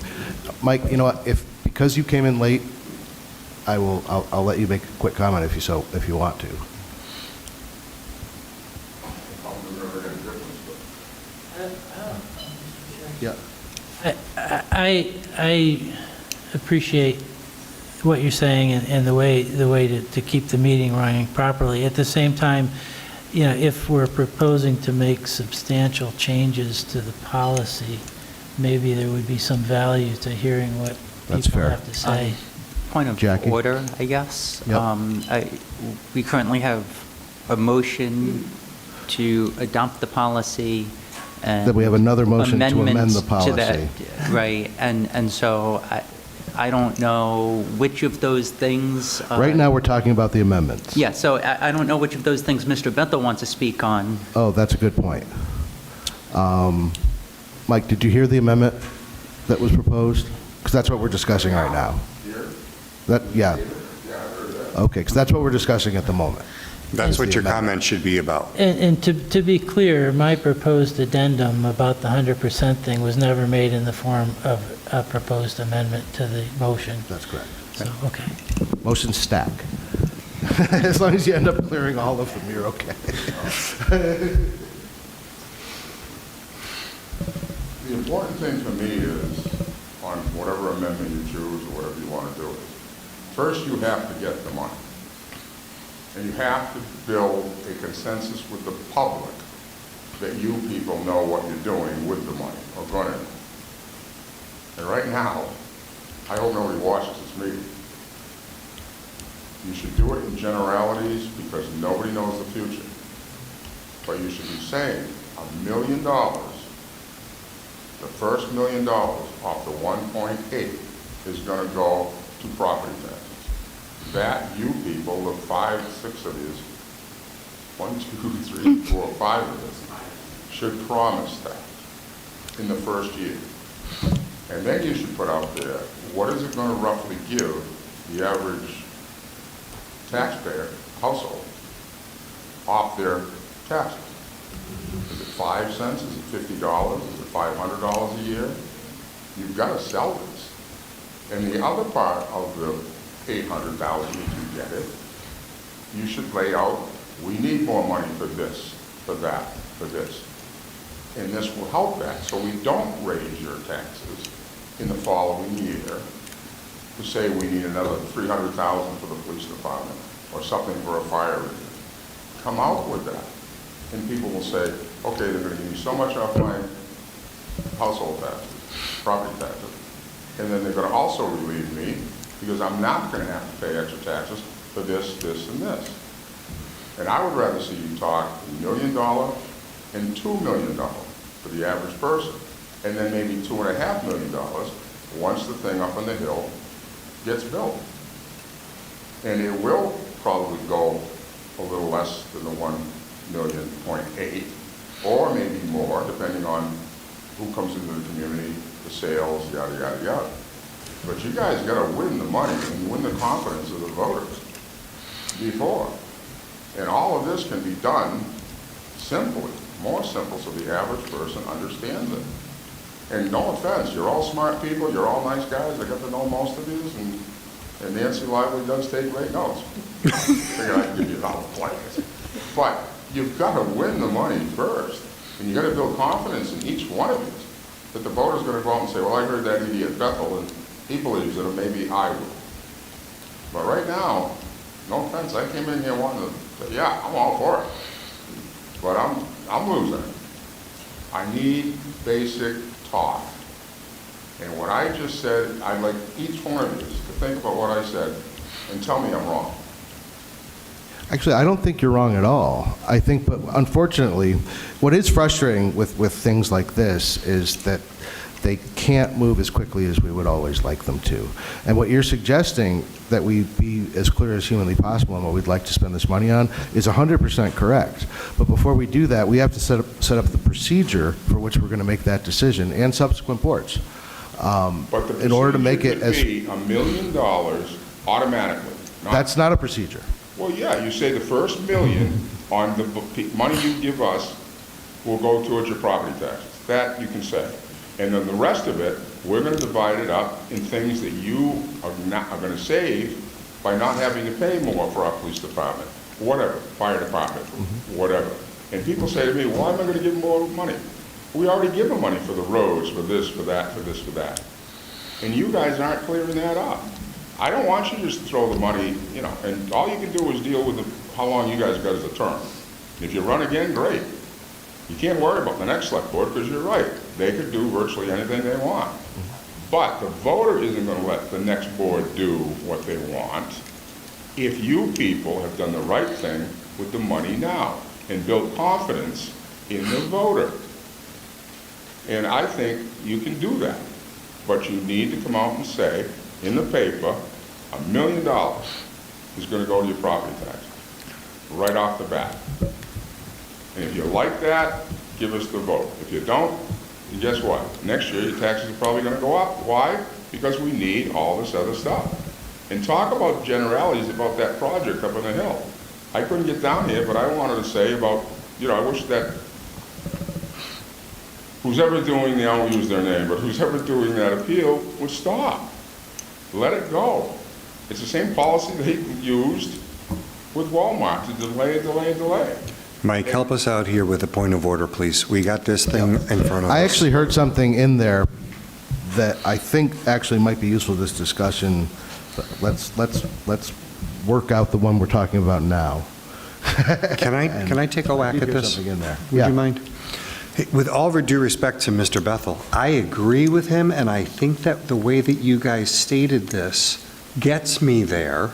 So I understand exactly what Mike expects me to vote yes for, and I think you've said it.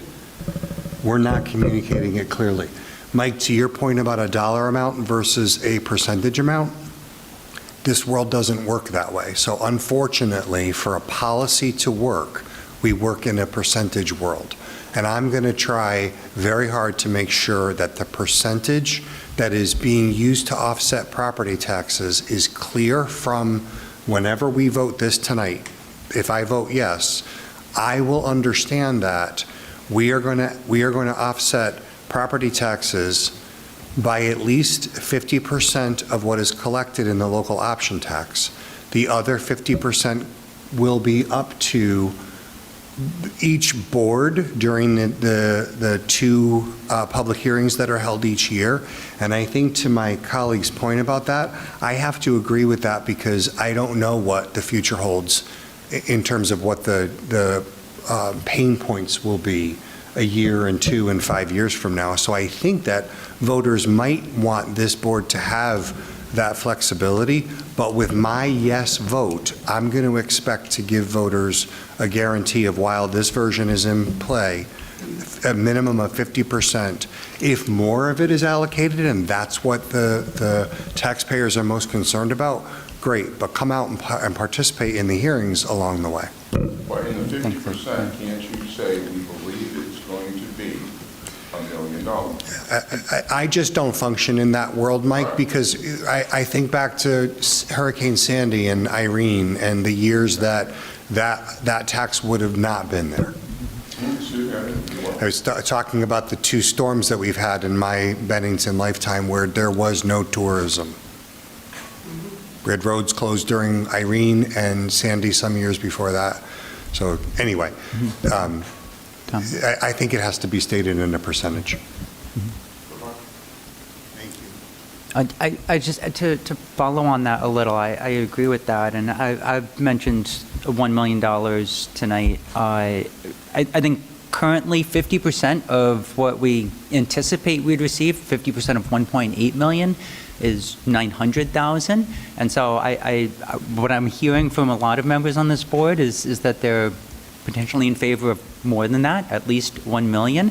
But when we also talk about the revenue going up in future years with SVC, with all these projects, if the revenue is 2.5 million, the floor of 50% on 2.5 million is well above 1 million. It's 1.25 million. And so actually, in some ways, this board is committing to doing even more than that in future years by saying 50%. But what I'm saying is sell it that way.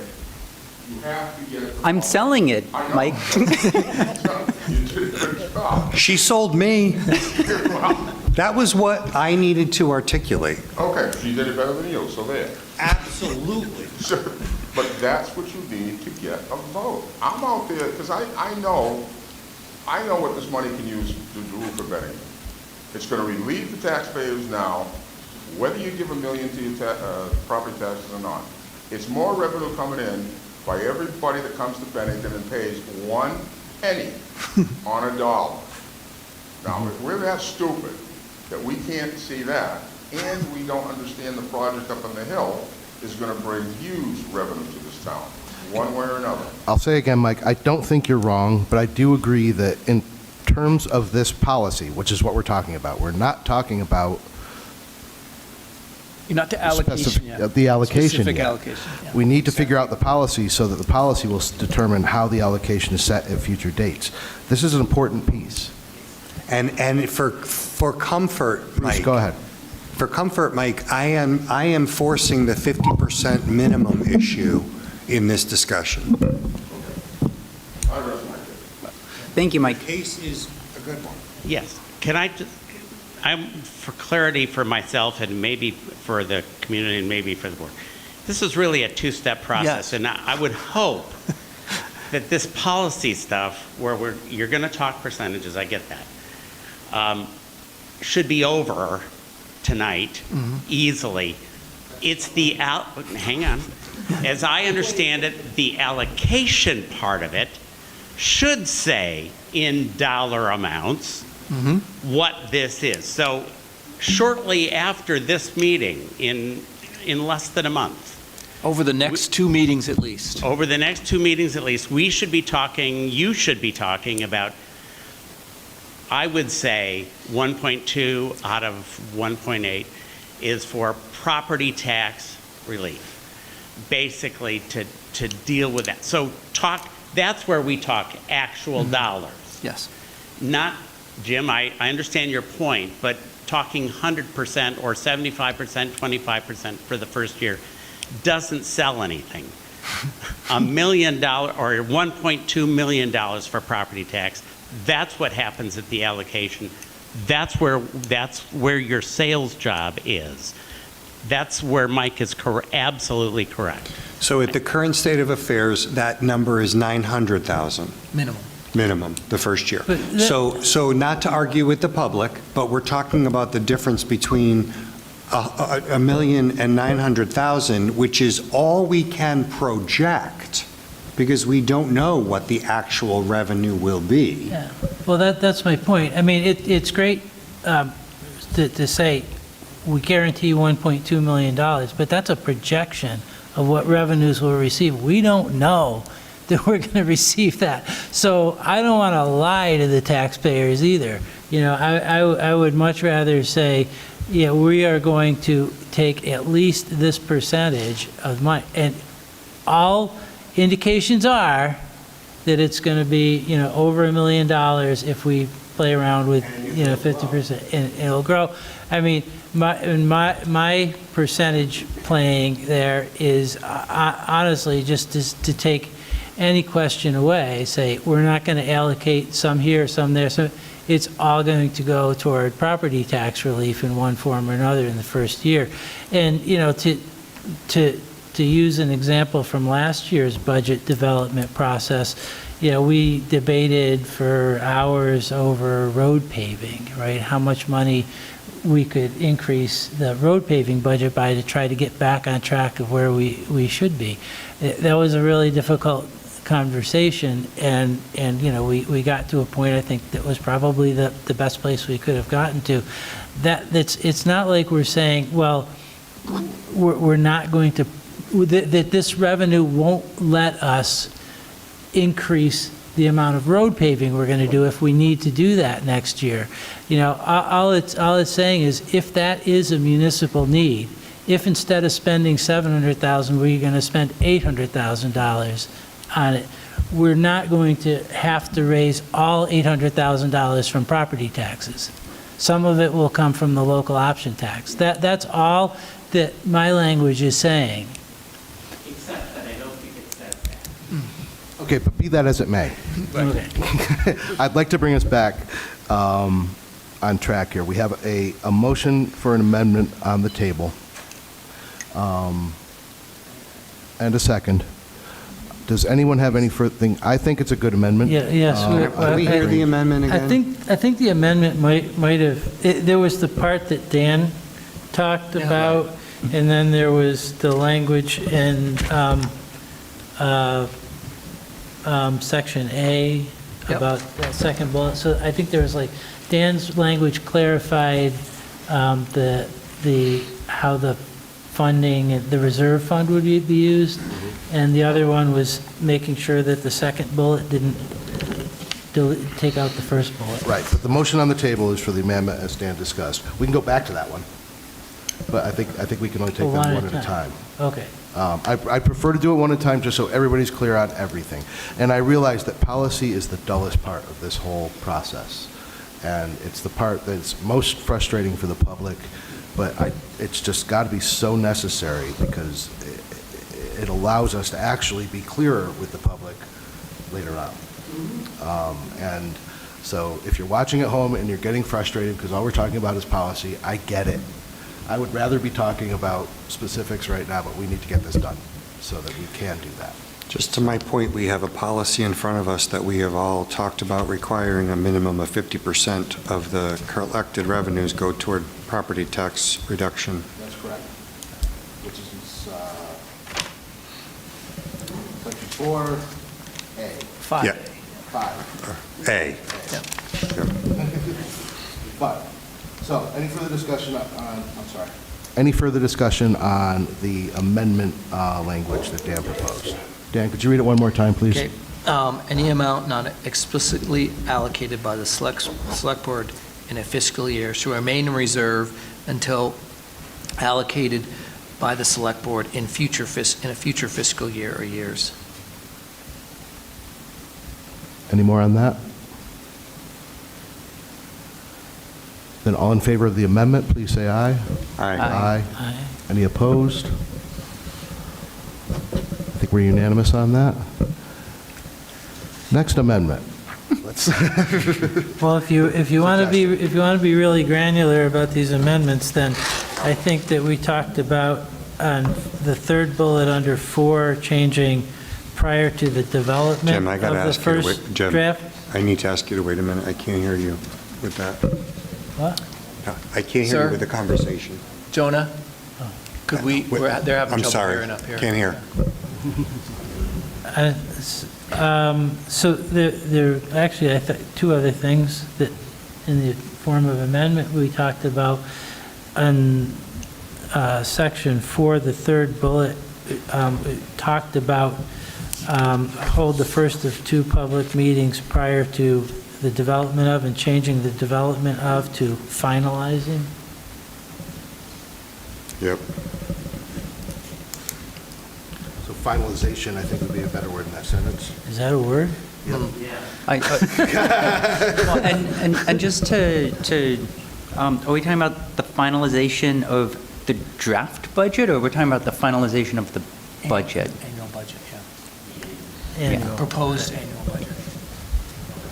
Fine. I still like finalizing the annual budget. Yeah, so, I mean, it could read, the select board should hold at least 2 public meetings prior to finalizing the proposed annual budget in order to encourage public participation in establishing priorities for the expenditure of the local option tax. That's what it is, what he just said. That one works. I will not vote for a motion that includes the word finalization. And I did not say that. He said finalizing. He changed the whole I sentence. heard it. I like it. And I didn't use the word signage either, Jim. I know you hate that one, too.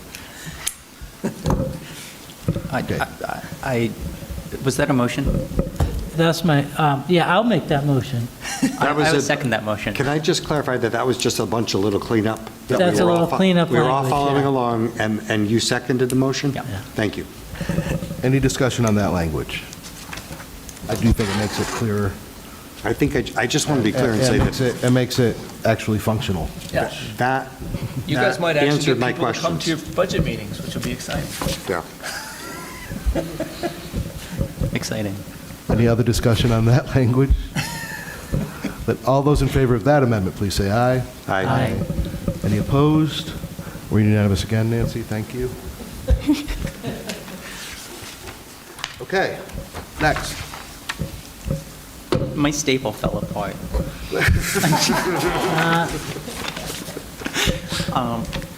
I also have something in section 5, but it's in 5D, so I don't know, do we want to take both things in section 5 together? Yeah, I think we could take motions together within the same section. Okay. I know, it's brave. All right, well, I'll just start some discussion about what I'd like to change, because it didn't sound like there was a lot of pushback to the changes in 5A.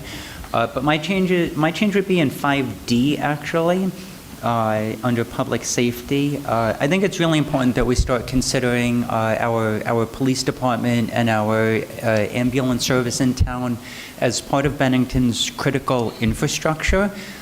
We've spoken before about the need to support stronger recruitment and retention for our police department. And so I would like to see that called out as one of the allowable expenditures for local option revenue to support the recruitment and retention of public safety personnel. So adding another bullet point, are you thinking? Yeah, I mean, it says not for routine operating expenses, so there's maybe a little conflict there that would have to be addressed. Clark? Chairman, on that section, one of the things I'm concerned about is emergency medical services and in the context of vehicles. Oh, yeah. Yeah, my concern on that section is emergency medical services in the context of capital equipment and vehicles improvement. I was under the impression that our stellar ambulance service and rescue squad, those improvements or capital expenditures are within their purview, not ours. And I reading that would give people the impression that we're going to buy their vehicles and their durable medical equipment.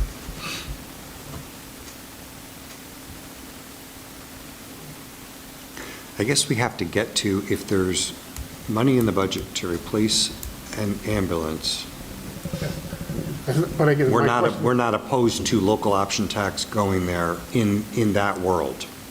I was just in the context of, as it comes that we need to order this vehicle or whatever, they're buying that vehicle, not the town of Bennington. What I'm trying to avoid is the idea that we are paying for their ambulances and their durable equipment. As it stands now, we don't buy their vehicles, they buy their own vehicles. And funding, yes, we of course give them funding to support their entity as a general operating fund, but I don't want us wedded to the idea that we're going to buy their new ambulance for them. I just don't know how to get that ambulance bought. Yeah, I mean, if That's Bill what he comes to us at budget time and says, we need X dollars for an ambulance. I think it comes from good staff who communicates well with departments. Right. Yeah, I think it can be achieved. Right, I'm just thinking in the current circumstances, I do remember Bill coming and discussing how they were ordering ambulances and all that. And we weren't, that's my knowledge, we weren't involved in the process. We're not. We're only involved in agreeing or not agreeing with their ask. Right, well, that's why I wanted to clarify the issue about vehicles. That, of course, fire trucks and police cars, that's what we pay for, but I wanted to be clear that the, rescue squad vehicles are not part of our purchase. So, can I ask you a question? Do you agree with what's stated with the caveat that we don't make those decisions? I mean, what you're asking is for us to make sure that we don't take over budgeting for departments that we don't budget, and you're right. So it's still the same process in that the department head would put it in their proposed budget. Well, I understand. I see the rescue squad as, I don't see, they're not in the town department, that's the key. And the last thing we're like, consider is us cutting loose a town entity. The rescue squad, they have a parallel existence with the town, we're like a symbiotic relationship with them. So how they operate or their internal expenditures aren't us. This gives me the impression that, oh, we're going to buy, a new box ambulance, or we're going to buy the latest and greatest Zolls and all that. No, the town isn't doing that. They're doing it. They may come to us for funding like they do, but how they disperse that funding, we don't go to them and say, you must spend it in this way. You're not wrong. I totally appreciate where you're coming from, because we don't make those purchases or the decision to make those purchases. We only agree on their budget. Right, well, that's all I was pointing out. It says Yeah. emergency medical service, and it still doesn't have vehicles in that whole line. That's one of We those- can just delete that if that. That's what I'm saying. I think that we need to make it quite clear that Yeah. that is not what we're going to use local option tax for to buy ambulances or ambulance equipment. While I agree with that, I think also, you're right, the words matter, and I think that's part of why what's written here is emergency medical services, not Bennington Rescue Squad, because if this is a long-lived policy, we could possibly imagine a future situation where there's emergency medical services provided to the town of Bennington by someone other than the Bennington Rescue Squad.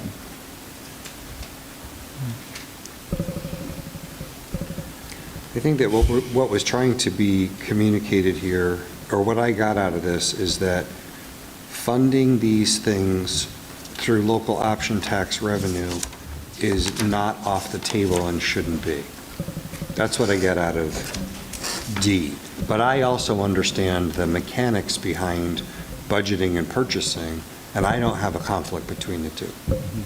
Dan, if they were to come to us and say, we need an ambulance, could we say, okay, you can have this local option tax money with the caveat that you come back to prove us that you bought an ambulance?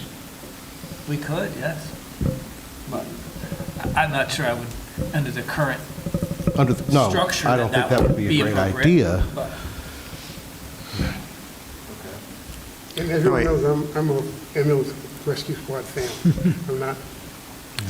Clark, we totally get that. I don't have a problem at all. I want you to be comfortable that we are covered structurally and legally, and I want to make sure that voters know that, for the most part, this board is in favor of supporting those services if that is the appropriate thing at the time. I mean, you could specifically strike that first bullet, the second bullet basically covers it. I was just thinking that. Yeah, then there's no confusion. But then that doesn't cover supporting the recruitment and retention of Oh, no, personnel. I'm not saying that, yeah. Okay. Strike the first bullet, add the last bullet. We started with 2 bullets, we end with 2 bullets. Well, I did, and now I'm a little bit confused. So if you struck the first bullet under D, There's a proposal to.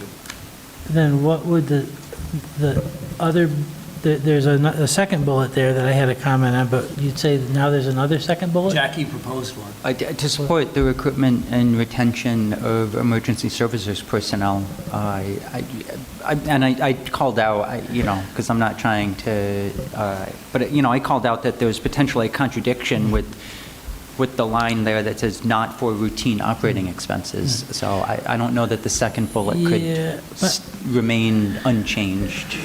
Yeah, it's kind of my comment is related to that. I guess I don't have a problem with striking the first bullet and the same. While I want to provide as much clarity as possible to the public about the constraints on the spending of this money, you're also recognizing that things in the public budget process can be fungible.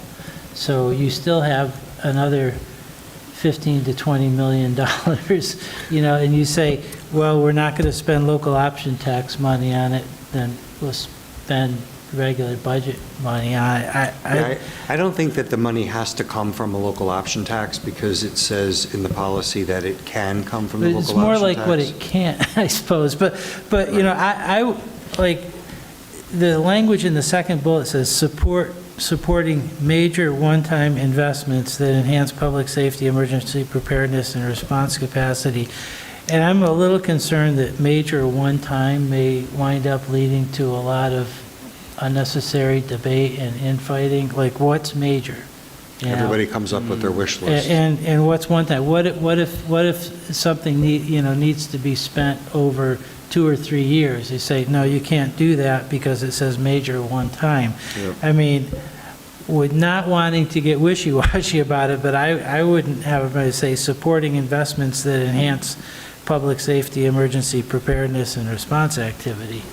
But So take Full out stop. major one time. stop. Yeah, great. Are we striking major one time? Well, I think My what we're talking preference. about now is the entire section D would read supporting investments that enhance public safety, emergency preparedness, and response capacity. Period. Yes, And then, that's what I meant. Can somebody say that again? I'm sorry, can you say it again? Yeah, so section 5D would Yep. now read supporting investments that enhance public safety, emergency preparedness, and response capacity, period. and then your second bullet. Oh, Support the if you recruitment wanna and retention recruit, of yeah. public safety personnel. I think that's worth calling out, and I know what Jackie's talking about, because we've had some discussions about how hard it is to recruit, and we don't spend. We use some tried-and-true resources when we're recruiting, and I'm not saying they don't do a great job, but there may be a time when an investment, a recruiting investment, or a training investment, or a promotional investment come work in Bennington. So I don't disagree.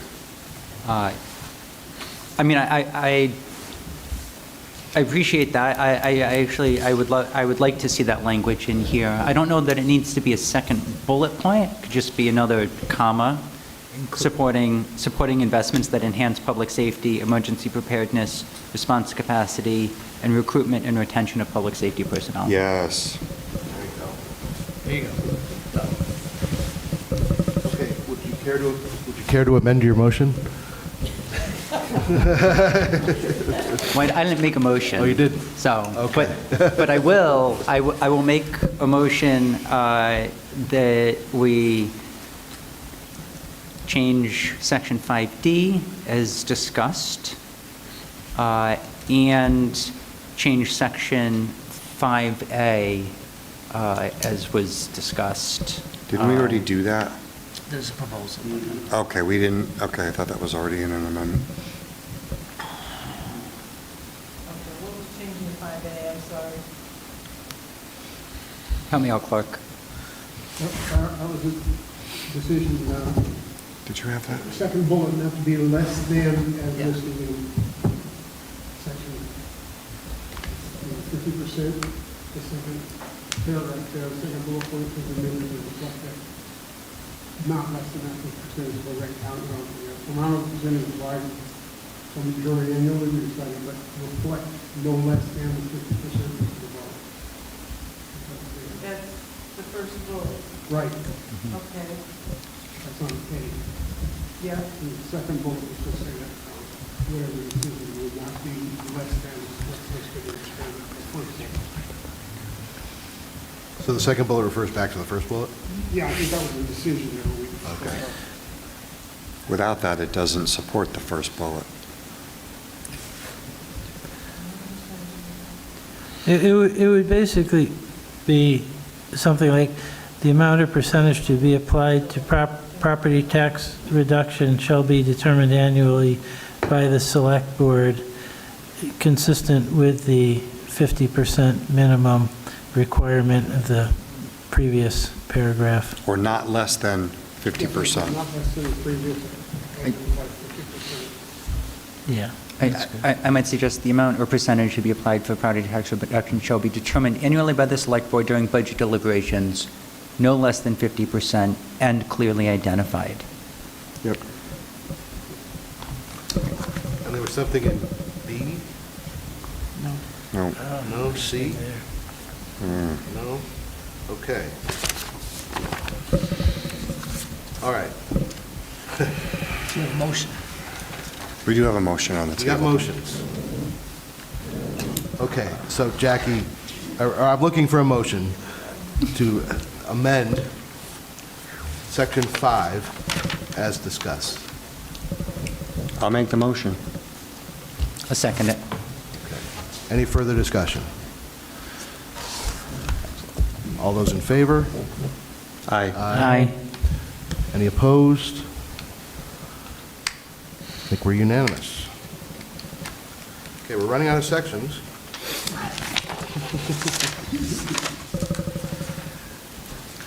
Does anyone have any proposed amendments to the policy?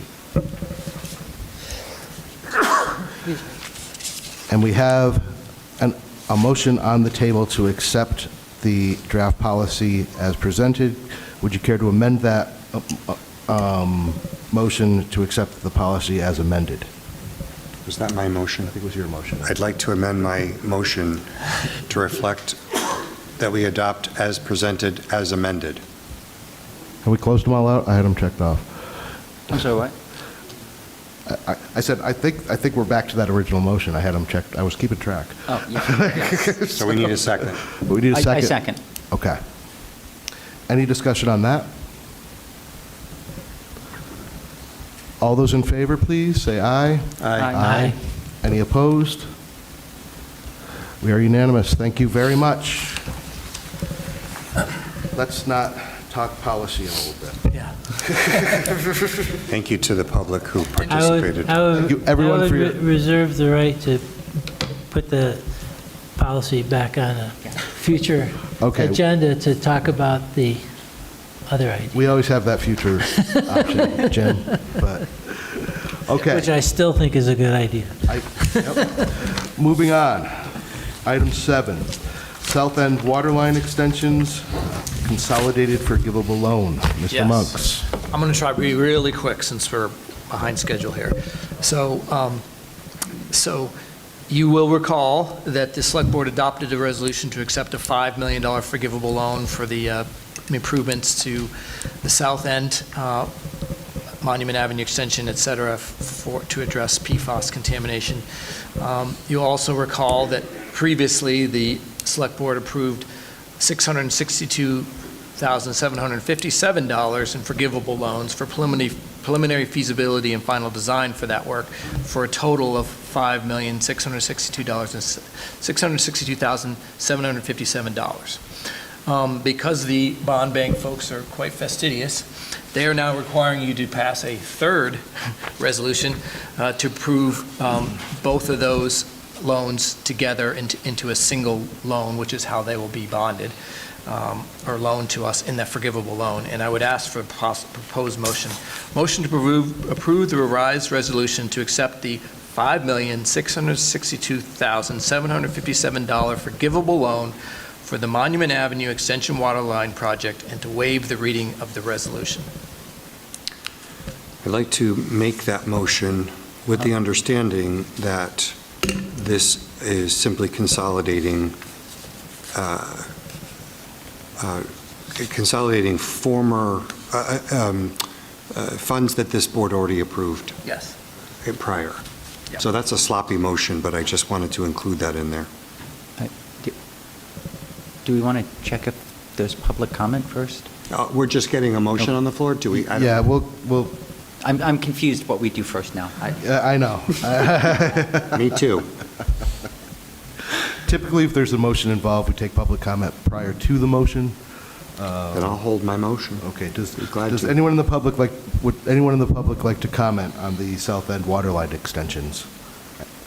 And Forgivable loans. And the forgivable loan. That we already approved. We already approved. And have been awarded. Anyone? Okay. Ed, make your motion. My motion's back on the floor. I second it. All right. Any discussion? All those in favor, please say aye. Aye. Any opposed? Excellent. And I'm going to pass Just like that, the we're back on resolution track. I know. around. You don't even have to print your name, Mr. You did it for me. All right, next on our agenda, Energy Committee vacancies. It was brought to my attention recently that we've had a number of resignations to the Energy Committee that we may or may not have been aware of. So I wanted to bring it to the board's attention and to maybe talk about how we want to handle that. They're currently down to 3 members, full-time, when they have been approved for a 7-member committee. I understand there is a youth member waiting for us. I wanted to deal with this first. Is the youth member one of the 3? No. Youth member is not one of the 3. And looking over the minutes from when we talked about the youth member, I'm not sure it doesn't say that the Energy Committee can approve that member. Have we thought about I thought this board's role was to simply agree and advise that we did not have a problem with a youth member. Right. Wait. I thought that's where we were involved. So I think we're... Bruce, thank you for being Bruce, here, go by ahead. the way.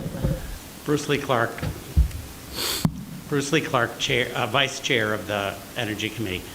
My understanding was that you agreed that we could search for and identify a youth member, and that you would then do what you do with all committee members, which is approve them. For consistency, he's right. Yeah. Well, son of a gun.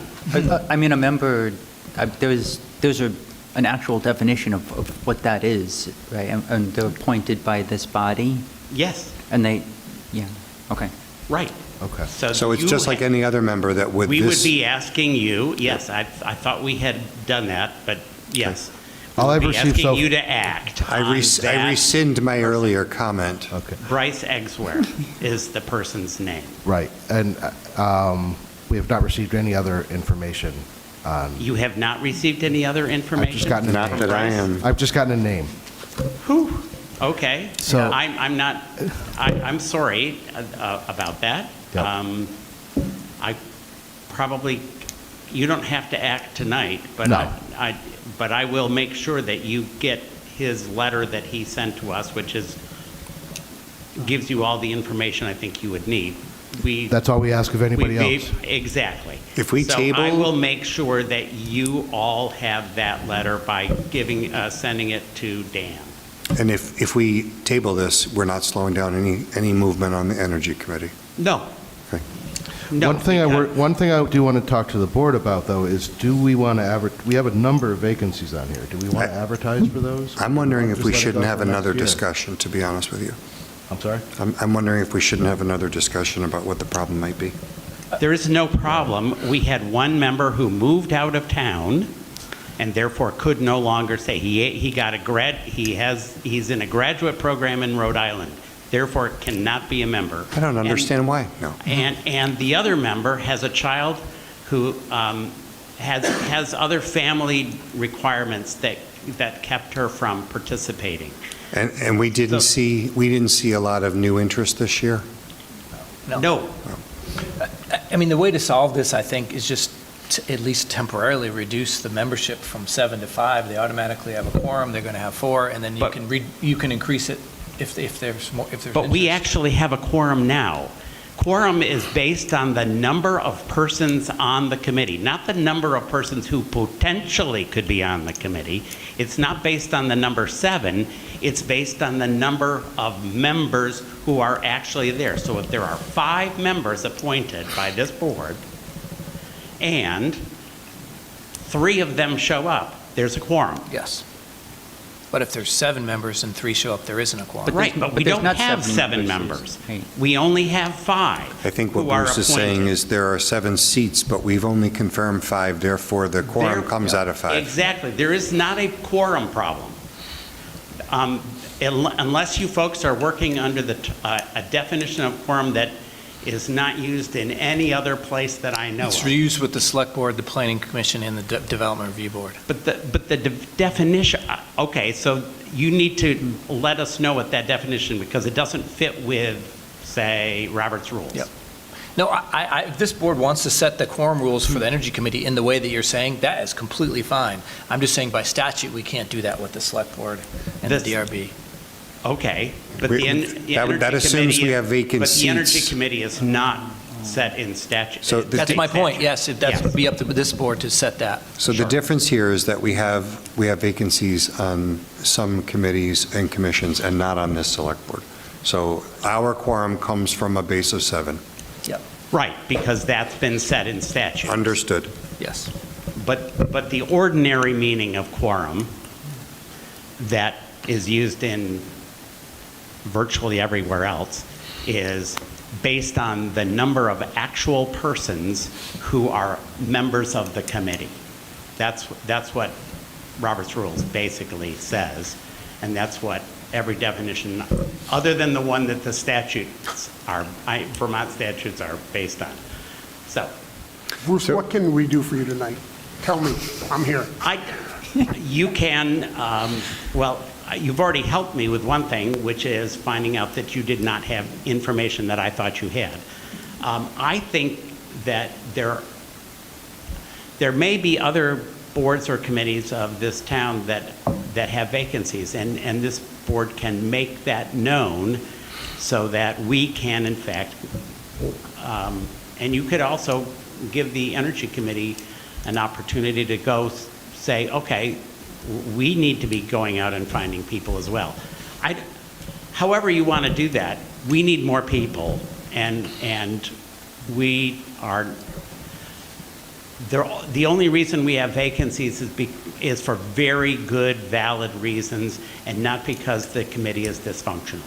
That I can absolutely tell you.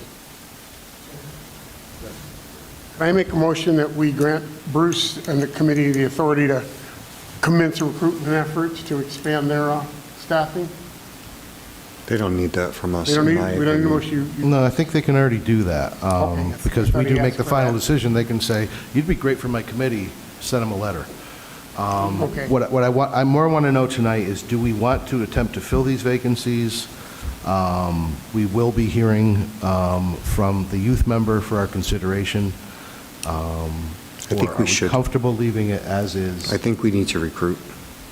Yes. I think, I mean, if I may, I think we can certainly let the committee continue to function as currently constituted, recognizing the quorum requirements that Bruce mentioned, but say, yeah, let's, I mean, more, a couple extra people. I know energy committees and how they work, and there can be a lot of work to be done. It's a lot of information dissemination. So if you have a couple more people, it's going to be a big help. So if you want to, I think if the Energy Committee wants to try to recruit people to bring to this board, I'm fine with that.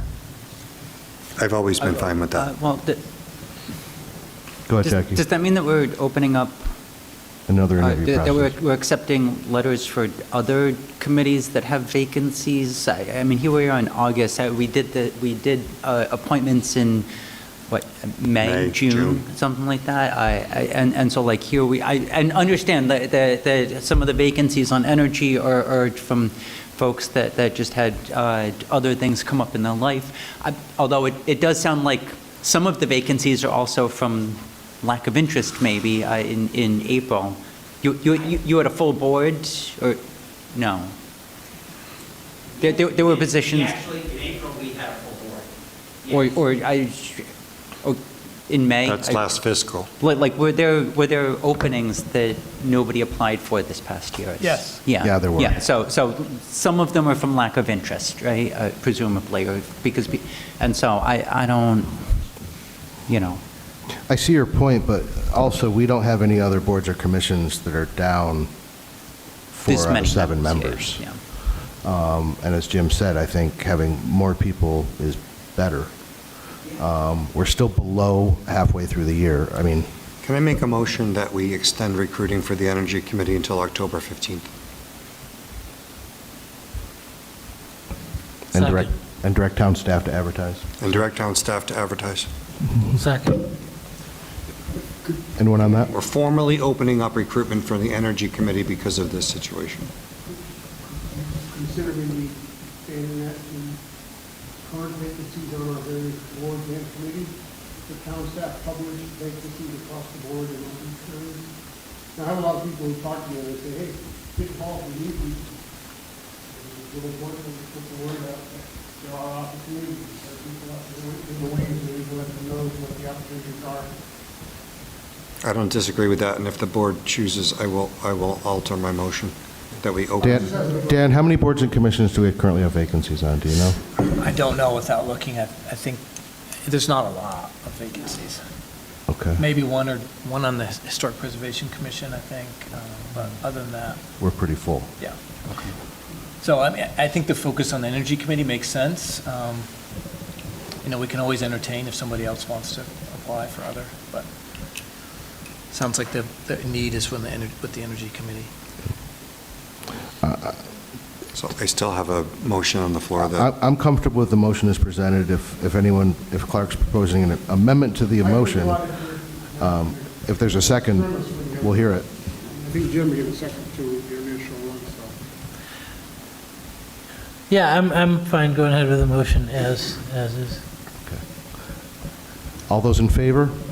Aye. Aye. Opposed? Thank you very much. thank you, Bruce. Thanks for coming, Bruce. Always good to see you. On to the manager's report, please. Okay, just a couple quick things this evening. Both of them good news. You recall that back in April, we received a notice from DEC, Department of Environmental Conservation, that the storage and handling of our biosolids or sludge from the wastewater treatment facility needed to be modified.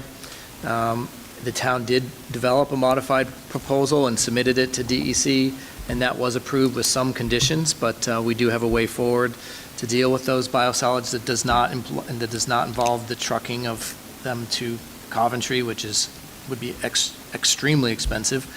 We do still expect the modifications to have a significant cost to them. We have not been able to, we don't have enough data yet to report to you what that cost will be, but it is somewhat good news, and it's significantly less than what we expected if we had to truck all this material to a certified landfill. So that's good news. More to come on that, but kudos to staff for scrambling to find a way to avoid having to truck that material way across the state, the long way. Chair. Question I had on these costs, and these things can factor into our sewer and water rates and stuff like No. No, we did not. This came after the rates were set, unfortunately, and that's why we're doing everything we can to minimize it, and that's why we'll be back to you if we think that we're going to have a significant problem paying for this additional work. Luckily, we don't think the cost will be significant.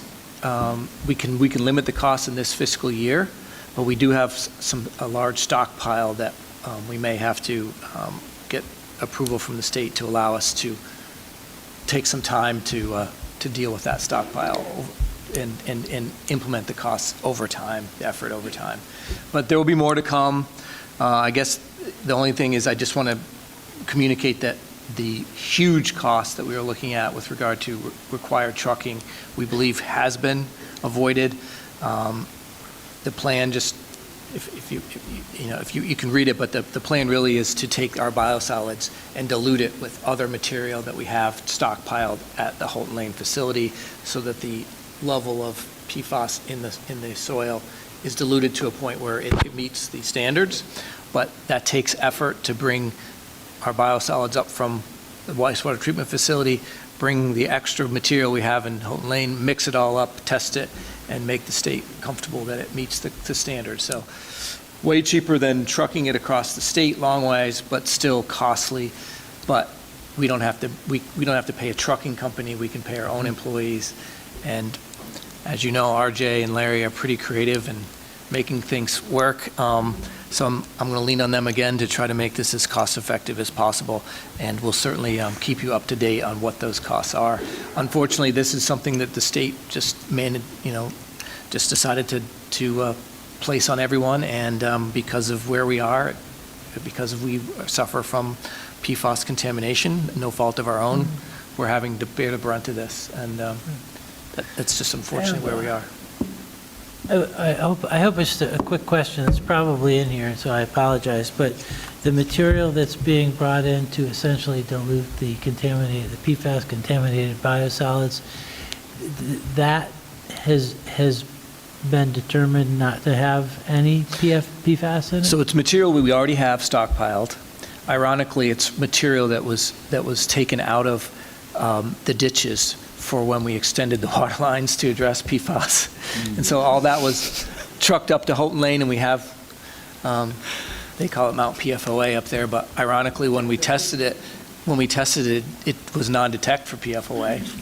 It was material that was produced when we did the mitigation measures to address PFOA, which is why we call it Mount PFOA, but it has, based on our testing, no detectable levels of PFOA. So that material can then be mixed with our biosolids, which does have concentrations of PFAS at a higher level than the state would like us to. And we can mix that together and create a product that has a low enough concentration that it meets the standards of the state.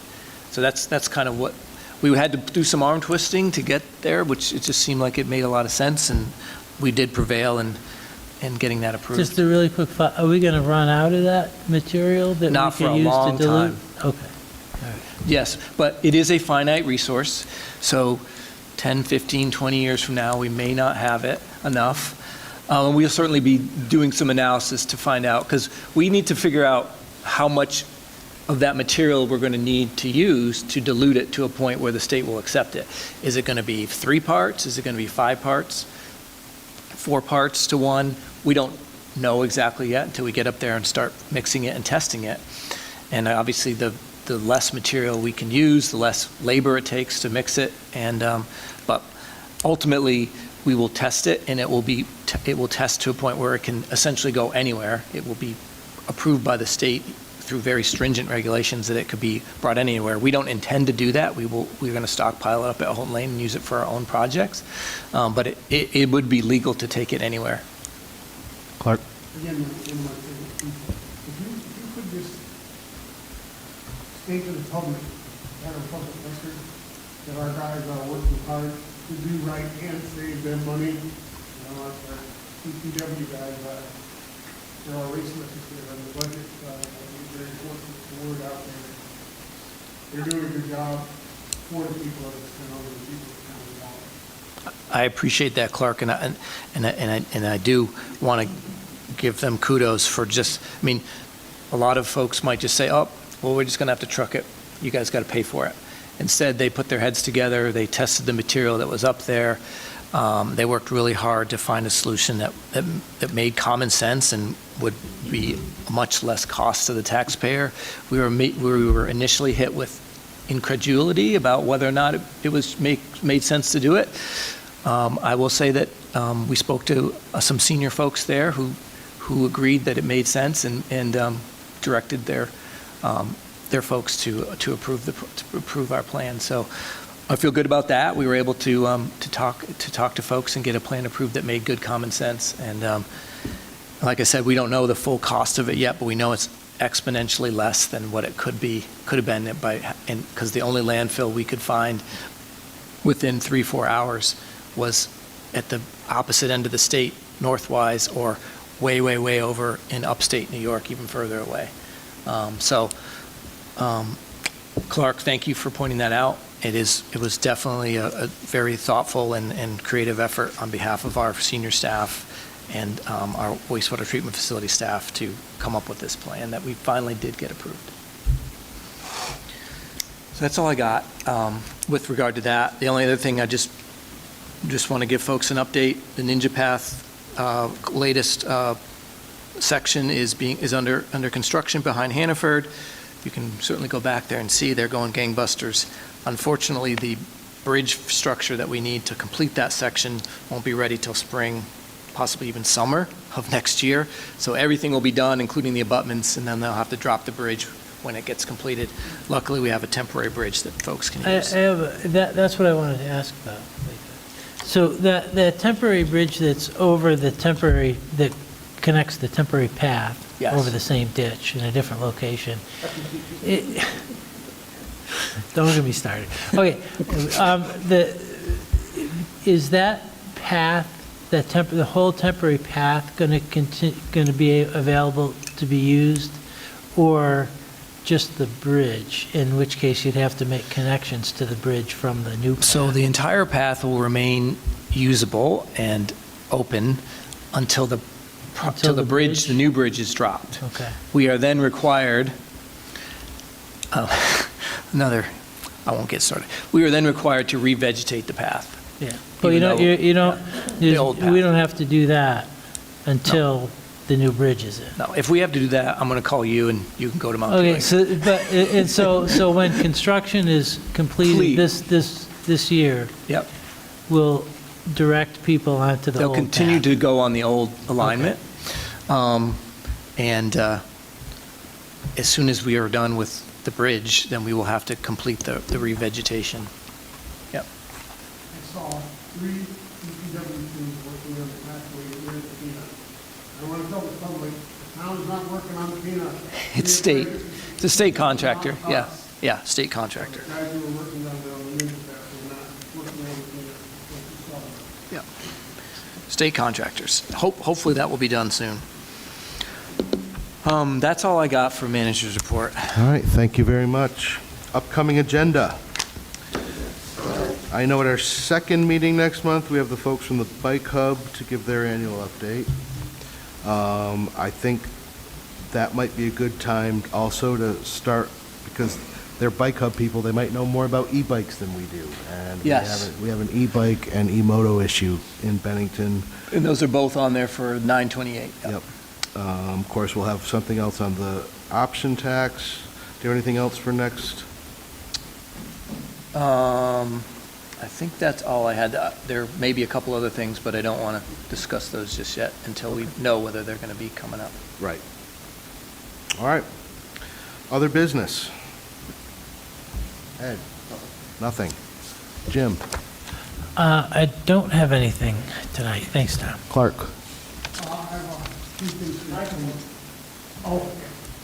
I have a few things here, please. Going back to the latest and greatest hits of Clark, I know there was a discussion I had briefly with Shannon about the state reading on the admin fees for grants. I don't know, did we ever come to any sort of? Yes, so I can answer that question. The main grant that we would be doing that for would be the CDBG, the Community Development Block Grant. Shannon has had extensive discussions with the CDBG administrators. They have confirmed that there is a process by which we can get a certain amount, has to be reasonable, and we have to budget for it, et cetera, of reimbursement. And we will certainly, before we, and I've discussed this with Shannon explicitly, before we seek any pass-through grants with regard to CDBG or other grants that allow us to collect administrative costs, we would want this board to adopt a policy regarding how much and when and if we're going to be collecting those, or attempting to get those administrative fees. We already know that it's not a problem to budget for and get reimbursed for legal fees, so we do that, and also for our audit costs. So we will continue to do that. The new part would be seeking some funding for our staff time to administer that grant. And of course, that only applies for pass-through grants. Obviously, if it's a grant that comes to the town, we're not going to charge ourselves for that. But if it's a pass-through grant, then we certainly would look to this board to say, okay, this is the projected administrative costs. Do we want to try to get all of it if it's allowed, or do we want to let some of that money go towards the project? And it's really going to be up to you folks. You may want to set a policy, or you might want to set it grant by grant application, but the answer is yes, we can collect a certain amount. Obviously, it's not unlimited, and we would certainly seek your guidance before we made a decision about budgeting. Great. I guess So- that's maybe on the agenda, put that policy. But the other area, crossing over our unfortunate weekend event, in terms of the town, are there any provisions like this reward for the identification of these reprobates? Is there a possibility the town could actually contribute to that, or the reward fund, or no, that's not acceptable? Were you asking? I assume Dan. It's not certainly staff could not make that decision. It would be a select board decision, and we would have to look for where you would want to take those funds from. And that would be a select board decision. It's unfortunate that we're so early in the fiscal year that I feel a little bit timid taking money out of funds that, until closer to the end of the year when we kind of know how we're doing. But it is certainly within the purview of this board, if you felt that was an appropriate use of taxpayer funds, to look to your very limited contingency fund for that. Okay. In the final arrow on that quiver, in terms of our state's attorney's office, I personally hope a strongly worded letter from the board encouraging a very strict interpretation of law and prosecution of the perpetrators when they're identified. It makes my skin crawl, the idea of a plea bargain for somebody like that. And I don't know if that's something the town can take a stance on, that we truly, truly want a serious prosecution on these people should they be identified.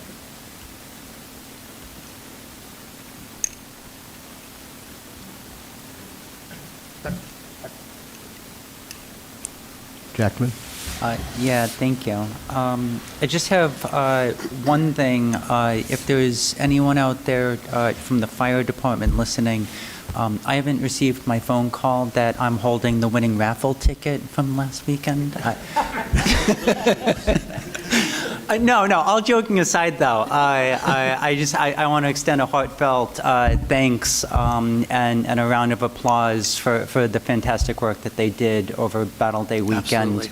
Absolutely. Just from the chicken dinner on Thursday to the parade, it was a beautiful weekend, and I heard so many people talking about how proud they felt to be part of this community and how much the event meant to them. So to our fire department and many of the fire departments around the state that came down to help us celebrate this 249th anniversary of the Battle of Bennington, thank you very much.